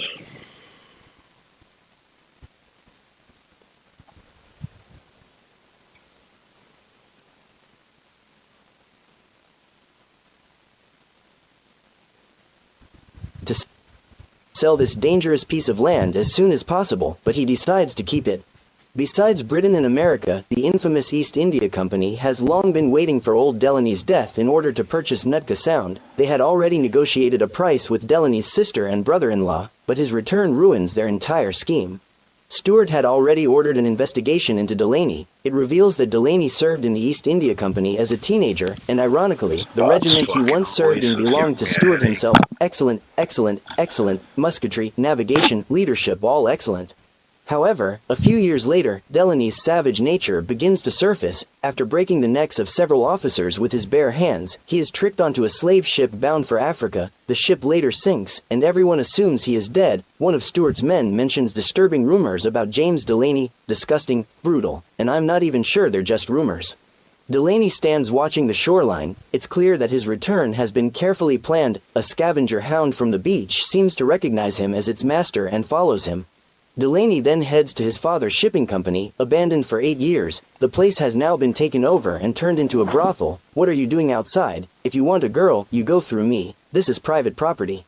Delaney pulls out a key, proving he is the rightful owner of the building, Horace Delaney.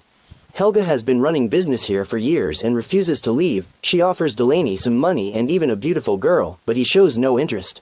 When persuasion fails, Helga turns to threats. I've got girls here, but I've got men too. They're not very friendly. Understand, if you know what's good for you, people will soon learn I'm not a reasonable man. You have 2 hours to leave.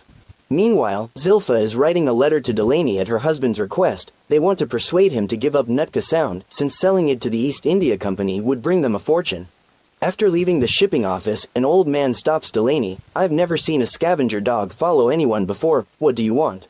The old man explains that 10 years ago, Delaney's father entrusted him with the care of a child. He hasn't been paid in years. Now that Delaney has returned, he wants compensation. Give me an address. I'll pay by bank draft. How much? Enough. Delaney then brings the hound to his father's estate. Inside, he stands before his father's portrait, illuminated by the firelight. The elderly butler appears, and the two embrace after years apart. Delaney says he trusts no one in this filthy city. The old servant is the only man he believes in. The butler reveals that Delaney's father suffered greatly before his death. He would scream Delaney's name at the sea or by the fireplace, then begin chanting in a strange, mystical manner. Delaney isn't surprised, as if he had already felt his father's call. When Nootka Sound is mentioned, the butler advises him to let it go. Nootka Sound is a curse. I've already sworn to do foolish things. Meanwhile, 2 gravediggers exhume old Delaney's body and bring it to a medical examiner. This is all under Delaney's orders. He wants to uncover the true cause of his father's death. There's a horizontal tube containing gas formed from stomach contents. Now, it's time the truth comes out. Your father was poisoned. I'd say it was a heavy dose over a short period. Shall we bury him again? After learning the truth, Delaney takes out 2 coins. I'll tell them to dig deeper this time. If this body is used for anything else, I will find you and kill you. After threatening the examiner, Delaney walks away. With no response from Delaney, his brother-in-law grows impatient. He plans to use his authority as an army officer to punish him, but his wife bursts into laughter. He should have stayed where he belongs, in the jungle. Meanwhile, Delaney visits the old farmer and personally hands him a pouch of payment. This covers the past, the present, and the future. The old man's attitude shifts immediately. Take me to the boy. Yes, Mr. Delaney. Delaney shows no surprise at the child's existence, though the boy's true identity remains a mystery. Delaney is then invited to the East India Company. John introduces those present, and they sit down to negotiate. To begin, I would like to propose, let me make one thing clear, I despise hypocrisy above all. They quickly get to the point. A church representative outlines the importance of Nootka Sound. The British Crown, the East India Company, and even American interests all agree that the land is immensely valuable.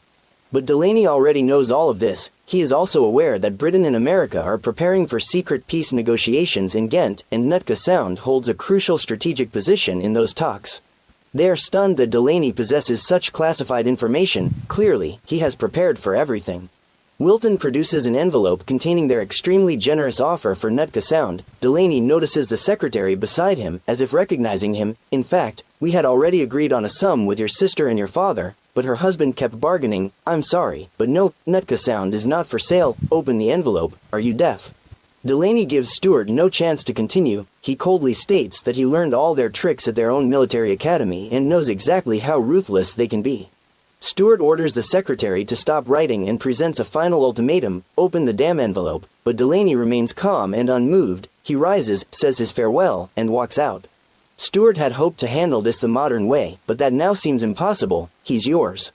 Upon returning home, Delaney receives a second letter from his sister. She explains that the previous one was written under her husband's supervision. This letter reflects her true feelings. She urges Delaney to persist and to keep their shared secret hidden. Let those secrets sleep forever. The next day, Delaney digs up the buried diamonds and purchases a safe. He asks the butler what his father had been eating before his death. The butler says he barely ate at all and mostly drank the alcohol he provided. Go downstairs. In truth, Delaney suspects that the old butler poisoned his father's wine, but for now, he chooses not to expose him. Delaney pours out the illegally mined diamonds. After setting aside 3 stones, he locks the rest in a safe. He then attends an auction and successfully bids an astonishing £800 for a merchant ship. Wilton from the East India Company is present at the auction. The Felice Adventurero is sold for £800 to Delaney Nootka Trading Company. Seeing Delaney establish a trading company, Wilton immediately reports to the chairman. How does he know about the negotiations in Ghent? That location is a state secret. Where did he get the money for the ship? Stuart concludes that Delaney must have been bought by the Americans, if not in Africa, then on his way back to London. Delaney discovers his white horse has been stolen, and the thief has left behind a note. He knows it's the butcher Atticus, a notorious black market thug. Atticus, James Delaney. Delaney demands his horse back, but Atticus dodges the subject and instead asks what the largest animal Delaney has ever seen is. He claims he wants to write an encyclopedia but has never been to Africa. An elephant. How tall? Atticus, you stole my horse and even left your name. Atticus says Delaney's father owed him money and now expects repayment. He also reveals that a year ago, a gentleman tried to hire him to kill old Delaney. Hearing this, Delaney quietly pulls out a knife. So I told the gentleman, get out of here or I'll slit your throat. Who was this gentleman?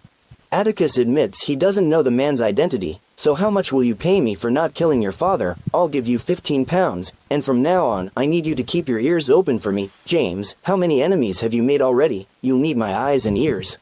Delaney attends the reading of his father's will, but the room is filled with creditors. They loudly demand repayment, and his brother-in-law sits there, hoping for a share of the inheritance.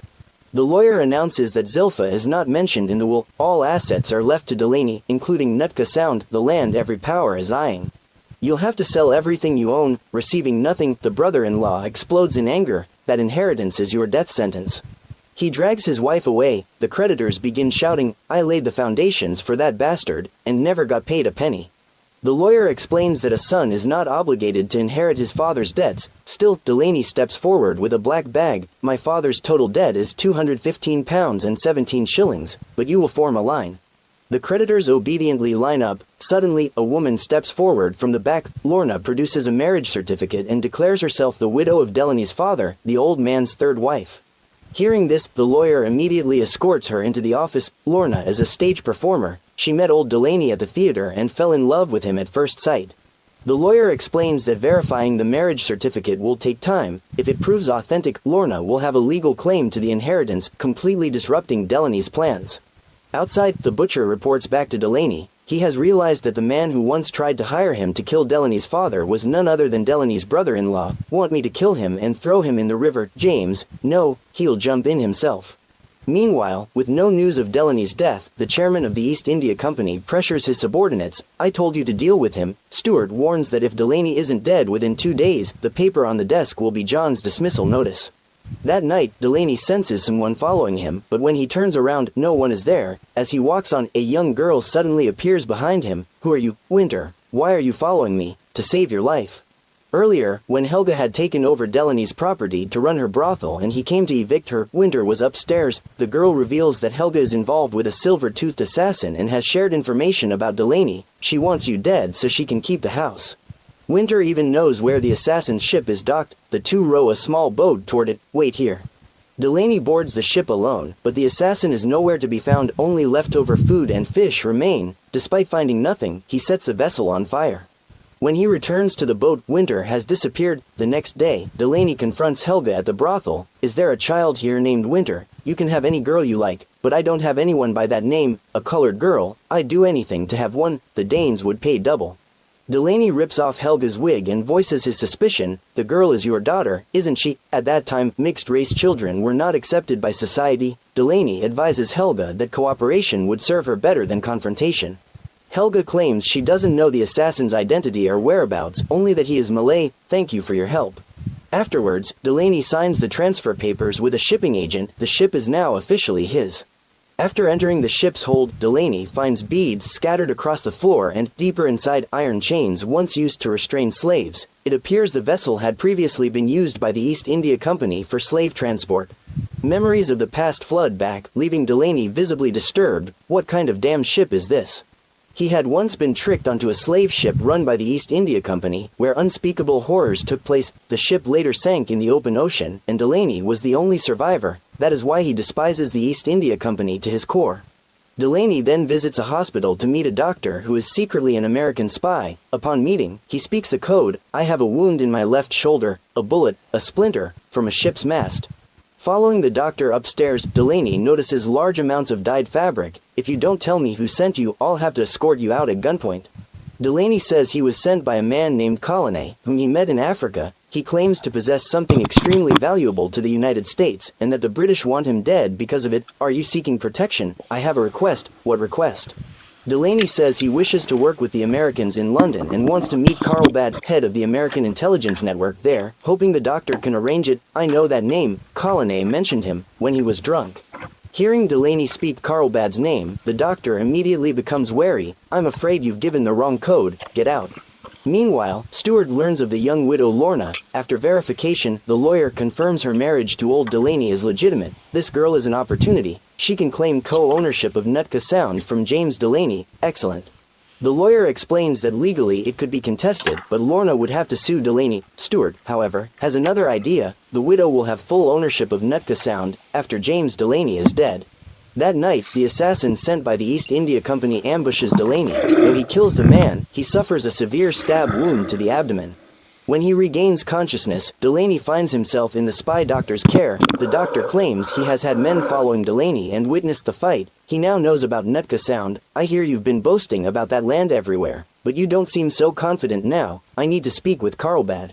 The doctor demands to know what Delaney truly intends to say to Carl Badd, but Delaney remains silent, unwilling to trust him. The doctor picks up the assassin's knife and slowly presses it into Delaney's wound to force him to talk. If he refuses, the doctor clearly has no intention of letting him go.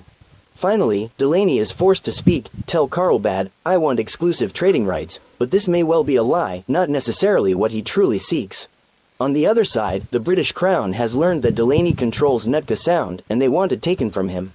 To prepare for danger at any moment, Delaney orders the butler to reinforce the windows and doors with wooden planks.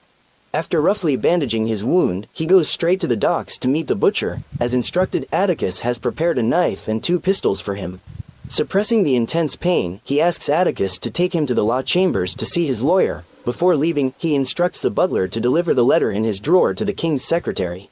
The lawyer is asleep in his office when he's awakened. James Delaney wishes to see you. He says he wants to draft a will. A copy of Delaney's will is sent to the East India Company, while the butler delivers his letter to the British Crown. Meanwhile, John apologizes for the failed assassination attempt. Stewart orders the will to be read aloud. Read it. If I die, all my property and lands shall be left to the United States of America. With this move, they not only cannot kill Delaney, they are forced to protect him. His strategy effectively turns both the East India Company and the Crown into his unwilling bodyguards. My only remaining threat now is the Americans. The king's secretary meets with Stewart. Though they share the same goal, tension remains between them. Stewart suggests setting aside differences to deal with Delaney. Look. The secretary refuses to look further. He already knows. He says Delaney poses no threat to the crown because he has received a letter in which Delaney offers to hand over Nootka Sound to the king in exchange for exclusive trading rights in Vancouver. It's important to note that exclusive trading rights are traditionally controlled by the East India Company. In reality, Delaney is stripping the company of its interests, not the crown's. So in exchange, you would betray the East India Company. Delaney could just as easily sell Nootka Sound to the Americans if they grant him similar trade monopolies. Stewart's reasoning makes sense, so for now, both sides must cooperate against Delaney. Since the will makes him untouchable, they decide to target Lorna, his father's widow.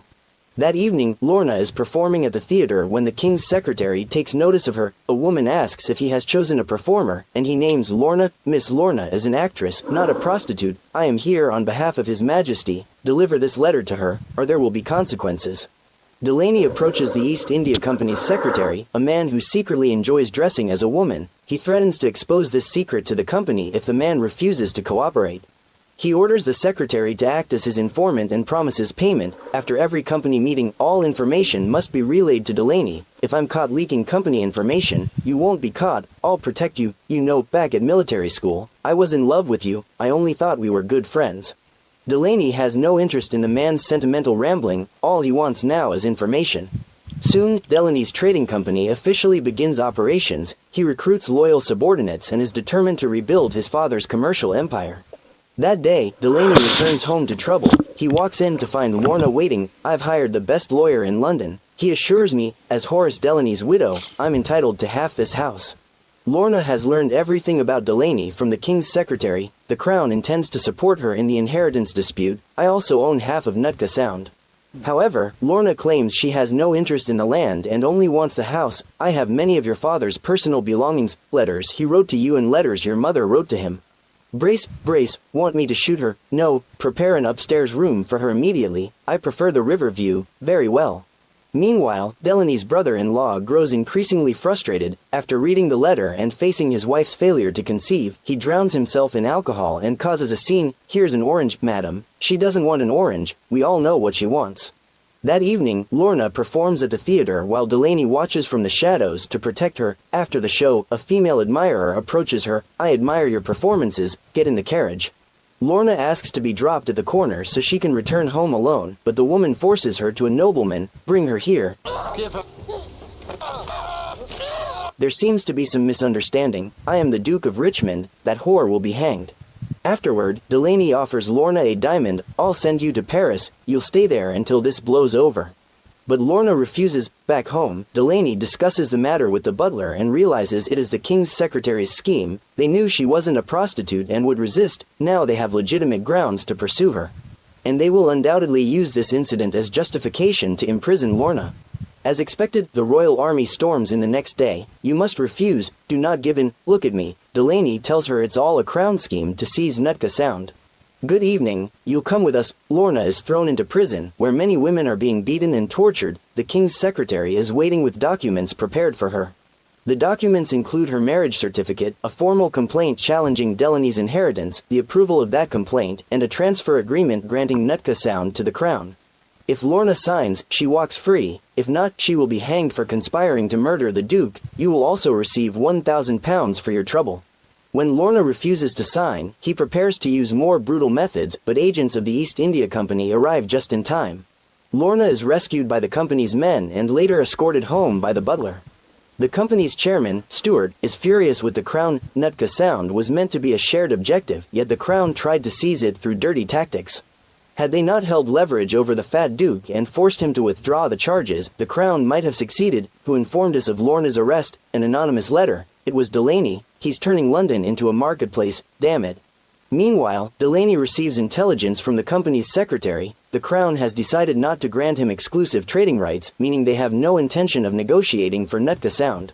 There's also the matter of gunpowder. If Delaney intends to trade with the native tribes at Nootka Sound, gunpowder is the only viable commodity. Yet during wartime, all domestic gunpowder is controlled by the Crown and the East India Company. You will not be granted a license. Rather than killing him outright, they aim to destroy his reputation and business, rendering him powerless.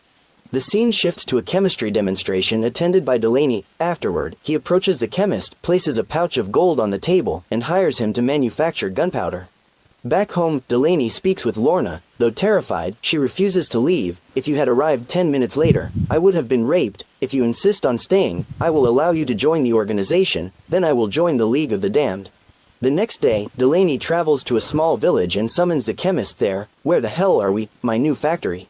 To manufacture gunpowder, the chemist samples cow and pigeon manure, then examines a piece of wood. He tells Delaney to prepare urine containing alcohol to filter the wood ash. The chemist explains that with a few barrels of refined saltpeter, production time could be reduced to about 4 weeks. The problem is that all the nation's saltpeter is locked away in the East India Company's armories, forcing Delaney to steal it. After the chemist leaves, Delaney prepares to ride out, but his white horse suddenly refuses to move. Sensing something wrong, perhaps an ambush, he ties the horse back and begins to investigate. Overpowered by the assassin's superior strength and size, Delaney is knocked to the ground. Believing him unconscious, the assassin attempts to carry him off, but Delaney is merely waiting for the right moment to strike.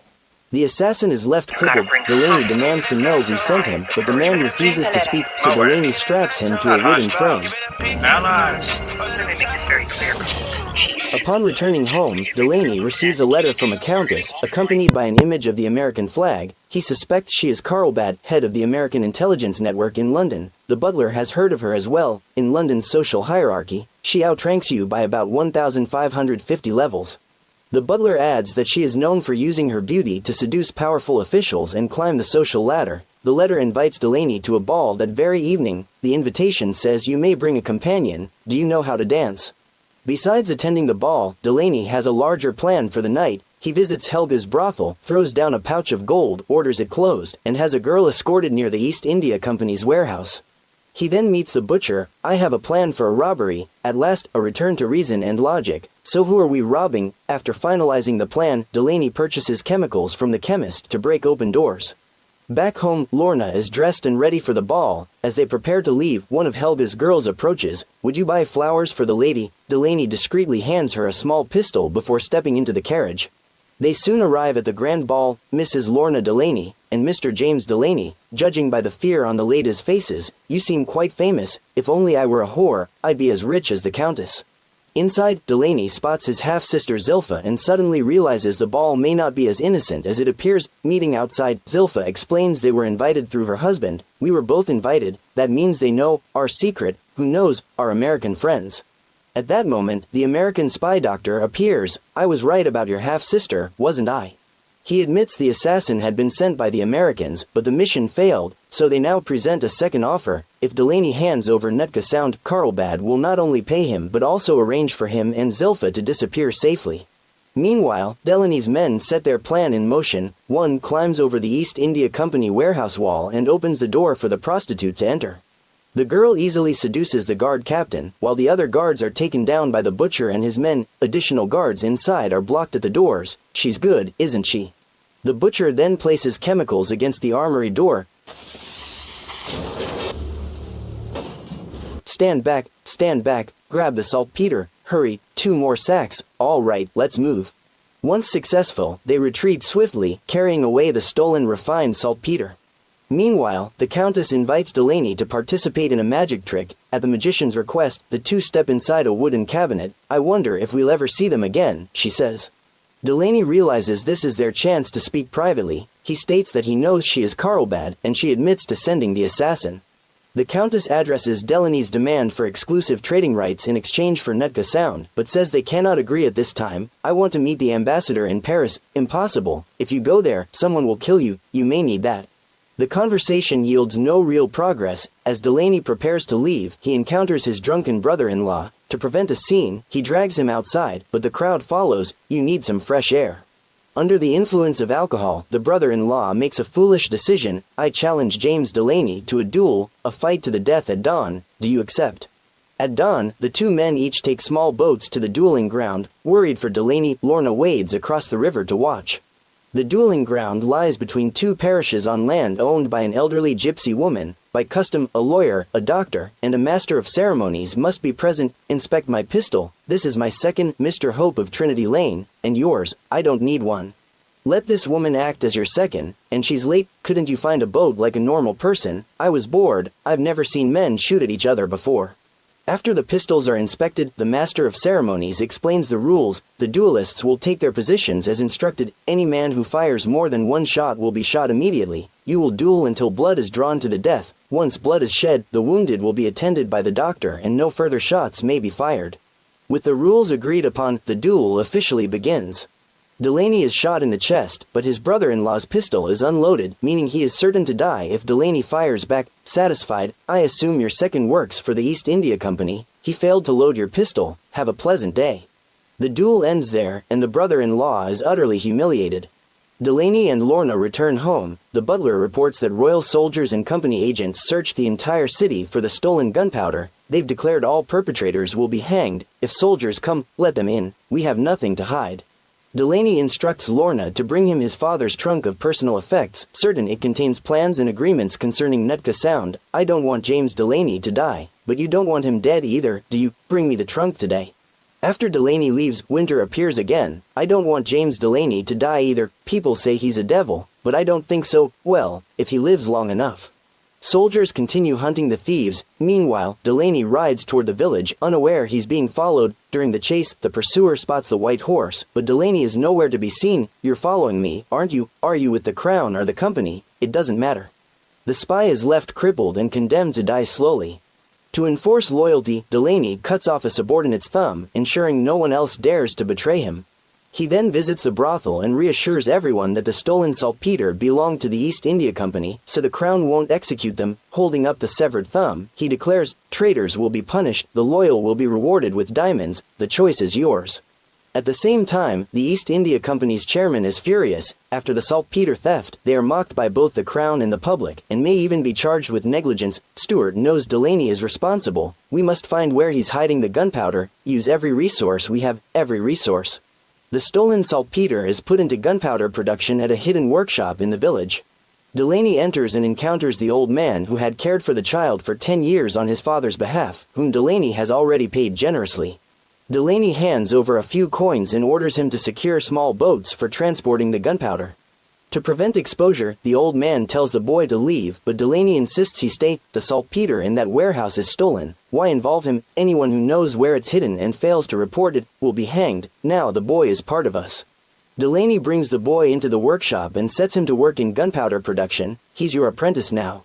Returning home, Delaney finds that Lorna has brought his father's trunk. Inside are mostly letters written to him and to his mother, but Delaney burns them without reading a single one. No, the letters he wrote to you were beautiful. Delaney says he is only searching for agreements concerning Nootka Sound, everything else is irrelevant. He reveals that his mother was purchased by his father along with Nootka Sound, and later, out of disgust, she was forcibly committed to an asylum. It is one of Delaney's deepest psychological scars. The next day, the American spy doctor meets Delaney and explains that their front lines are running out of gunpowder. He has heard that Delaney is manufacturing some. I'm afraid I don't have what you're looking for. As Delaney turns to leave, the doctor names the exact location of the gunpowder operation. You should be grateful we discovered it, and not the East India Company. He demands that Delaney deliver gunpowder within 8 days, though production realistically takes a month. Tell your chemist to find a solution. The chemist does have a solution, adding chlorate to the mixture, but the method is extremely dangerous. Once chlorate is added, the mixture must be stirred continuously day and night, with the constant risk of explosion. Boom. Where can I find chlorate? No, you should be asking a more important question. Where will you find a chemist mad enough to attempt it? Delaney argues that they either add chlorate or the doctor will expose them and everyone will hang. You want chlorate? Are you willing to risk your son's life for it? Find the chlorate, I'll bring you more men. Meanwhile, the disgraced brother-in-law turns his rage on his wife, beating her night after night. No. At the same time, Delaney speaks with the butler about his father. In his mind, his father drove his mother to her death. You know nothing, you've always carried guilt over the mother you believed was perfect. The butler reveals that when Delaney was a child, his mother once tried to kill him. She carried him to the river and held him underwater. To protect you, your father had no choice but to commit her to an asylum. It took 3 men to pull you free. When dragged from the river, she clawed and screamed. Choose your words carefully. She wanted you dead, James. Those words pierced Delaney like 1,000 knives. He never imagined the truth would be this brutal.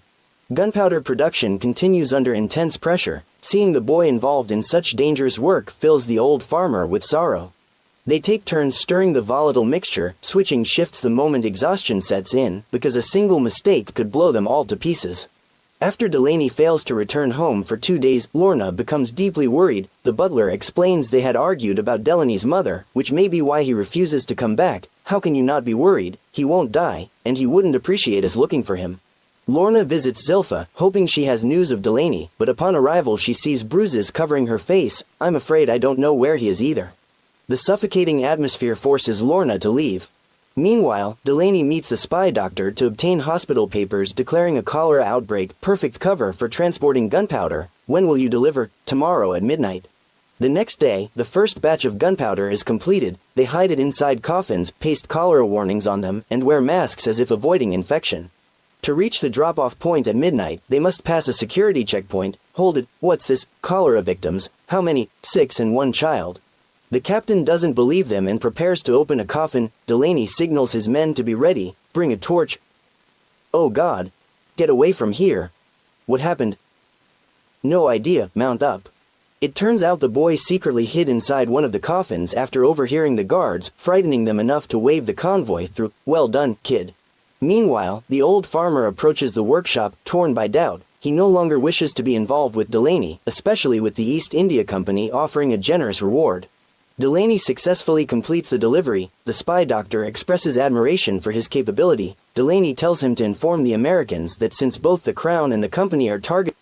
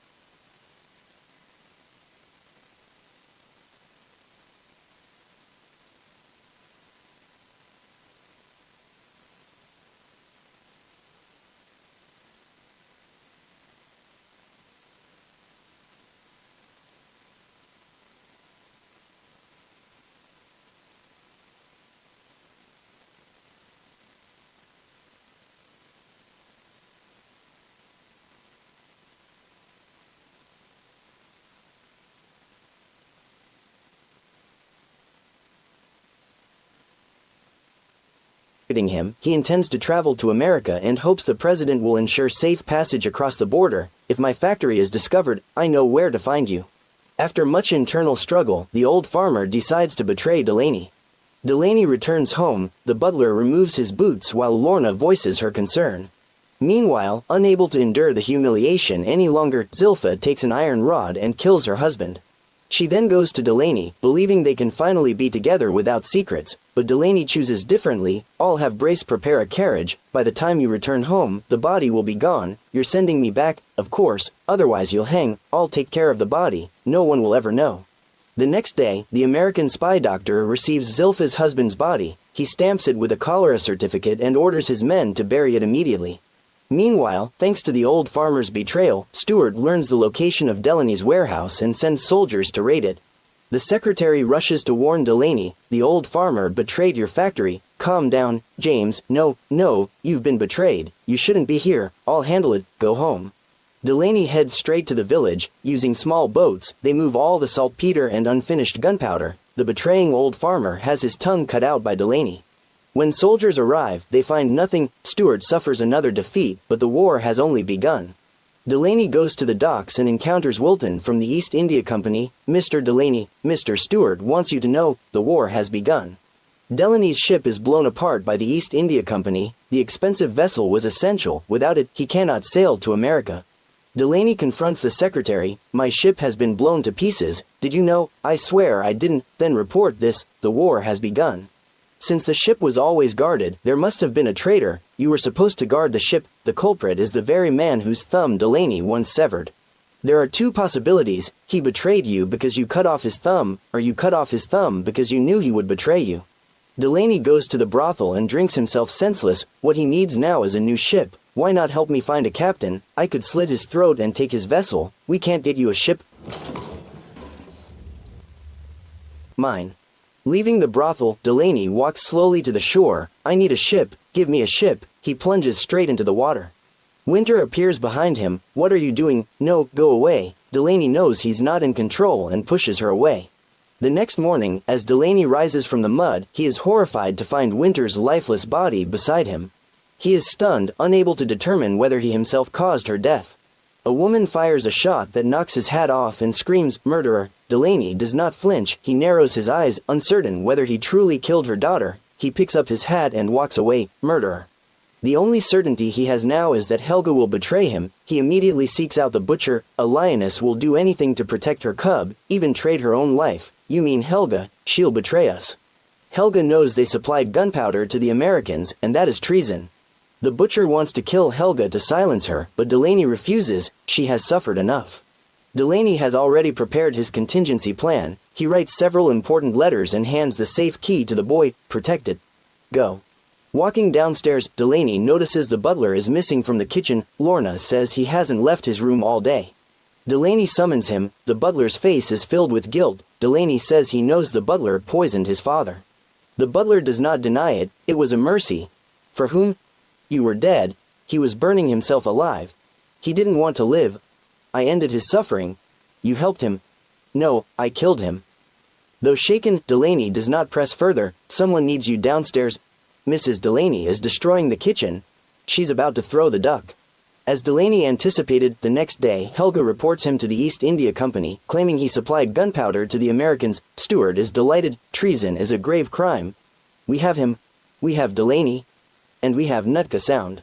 Helga assumes she'll be released after informing, but she underestimates the company's cruelty. As accomplices in treason, you will face trial. For now, you'll be held in a secure location. Upon hearing this, the secretary informs Delaney. Delaney says he expected it and receives the address of the safe house where Helga is held. To counter the company, Delaney takes the secretary to meet someone important. Meanwhile, Stuart brings his lawyer to meet the king's secretary. The lawyer explains that if Delaney is convicted of treason, all his family's assets and lands will transfer directly to the crown. The secretary questions why Stuart, usually opposed to the crown, would willingly hand over Delaney and Nootka Sound. Stuart has his own scheme. He controls the witness who can condemn Delaney. He is willing to give the land to the crown, on the condition that exclusive trading rights belong to the East India Company. The king gets the land, you get the tea trade. Let's proceed. Go arrest him. At the same time, Delaney and the secretary meet an investigator. The man once investigated the East India Company's shipwreck, the very ship Delaney had survived. The ship under Stuart's command had been carrying 280 illegal slaves. When it began to sink, Stuart ordered the captain to nail planks over the slave hold doors, ensuring none could escape once the ship went down. Delaney had been one of the crew members aboard that ship, but his testimony alone wasn't enough. This meeting is meant to persuade the company's secretary, as an insider, to file a formal accusation against Stuart. Though initially fearful, the secretary ultimately agrees to write a sworn statement and hand it to the investigator. Meanwhile, soldiers begin moving to arrest Delaney. Knowing the secretary will soon be exposed, Delaney tells him to pack and find his men. Tell Atticus where Helga is held, write your testimony, he'll keep you and the boy safe. When my ship is ready, I'll come for you, James, for God's sake, you don't even have a ship, not yet. As soon as the secretary leaves, soldiers arrive. James Keziah Delaney, you are charged with treason. Elsewhere, Lorna finds a child who had been close to Winter. I just wanted her forgiveness. The child witnessed Winter's murder but had been too frightened to speak. Lorna rushes home to tell Delaney, I found a witness, the East India Company did it, I must tell James, they've taken him, where is he? Delaney is under interrogation. The king's secretary demands the identities and locations of American spies. Delaney agrees to talk, but only if he meets Stuart privately. Refusing to negotiate, they resort to torture. How long until he talks? An hour. Despite the passing hours, Delaney says nothing. Meanwhile, the investigator confronts Stuart. After identifying himself, Stuart appears dismissive. The investigator claims to have a witness accusing Stuart of illegal slave trading. If your witness is Delaney, he's charged with treason and locked in the Tower of London. No, I have another witness. After hours of torture, Delaney still refuses to speak. The longer he holds out, the greater the spy's chances of escape. Eventually, the king agrees to his demand. Stuart finally visits him in prison. Delaney is calmly writing, I'm here, what do you want? I have business for you. Delaney hands Stuart a letter outlining demands that must be met before his release. Delaney reveals that the illegal slave ship had been bound for Stuart's brother's plantation outside British territory, meaning Stuart himself is guilty of treason. If Stuart refuses, Delaney will expose his crimes before 3 judges and 6 clerks during interrogation. I need a ship, you have 4 hours. Lorna and the boy receive Delaney's pre-written letters. The boy unlocks the safe and delivers them. From Uncle Delaney, I have a letter for you, from him. How did you find me? Atticus, well done, boy. As the letters are dispatched, Stuart makes his move. He orders John to bring Helga to meet the butcher, but upon arrival, Atticus points a gun at John. Her daughter died for a noble cause. Isn't that right, John? My employer, and your employer made a deal. That's correct. Lorna brings the child forward and reveals the truth about Winter's death. Helga realizes her daughter was killed by the East India Company. Meanwhile, Stuart fulfills Delaney's second demand, ordering Wilton to secure a ship docked at the harbor. Lorna approaches the Countess, the American spy, and demands safe passage papers and a coded letter to America. In return, Delaney will not reveal her identity to the king's secretary. What are you to him? I am Mrs. Delaney, his wife, no, his mother. Once everything is set, the boy sings loudly outside the prison as a signal. Hearing it, Delaney prepares for interrogation. The interrogation begins. Mr. Delaney, if you refuse to name the spies, your life will be worse than death. You promised to tell. Did I? Perhaps I was joking.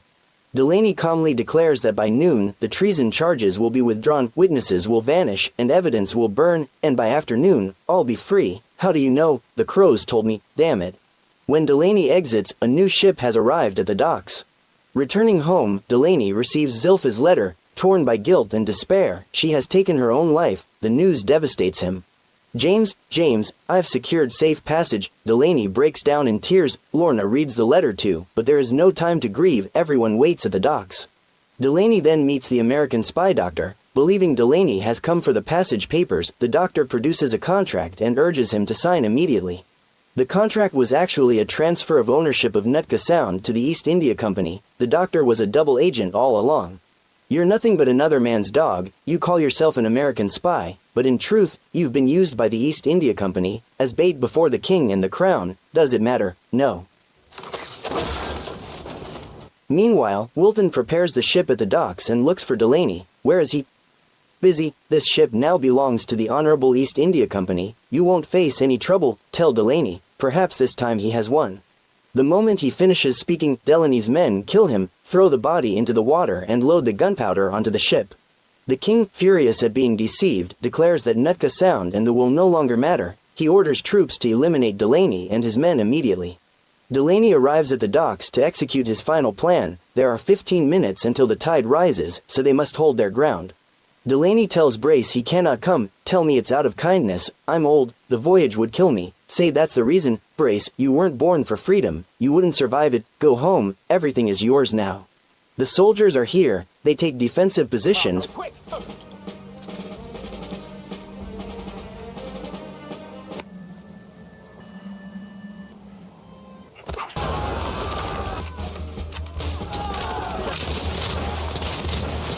Retreating into barricades to await the second assault.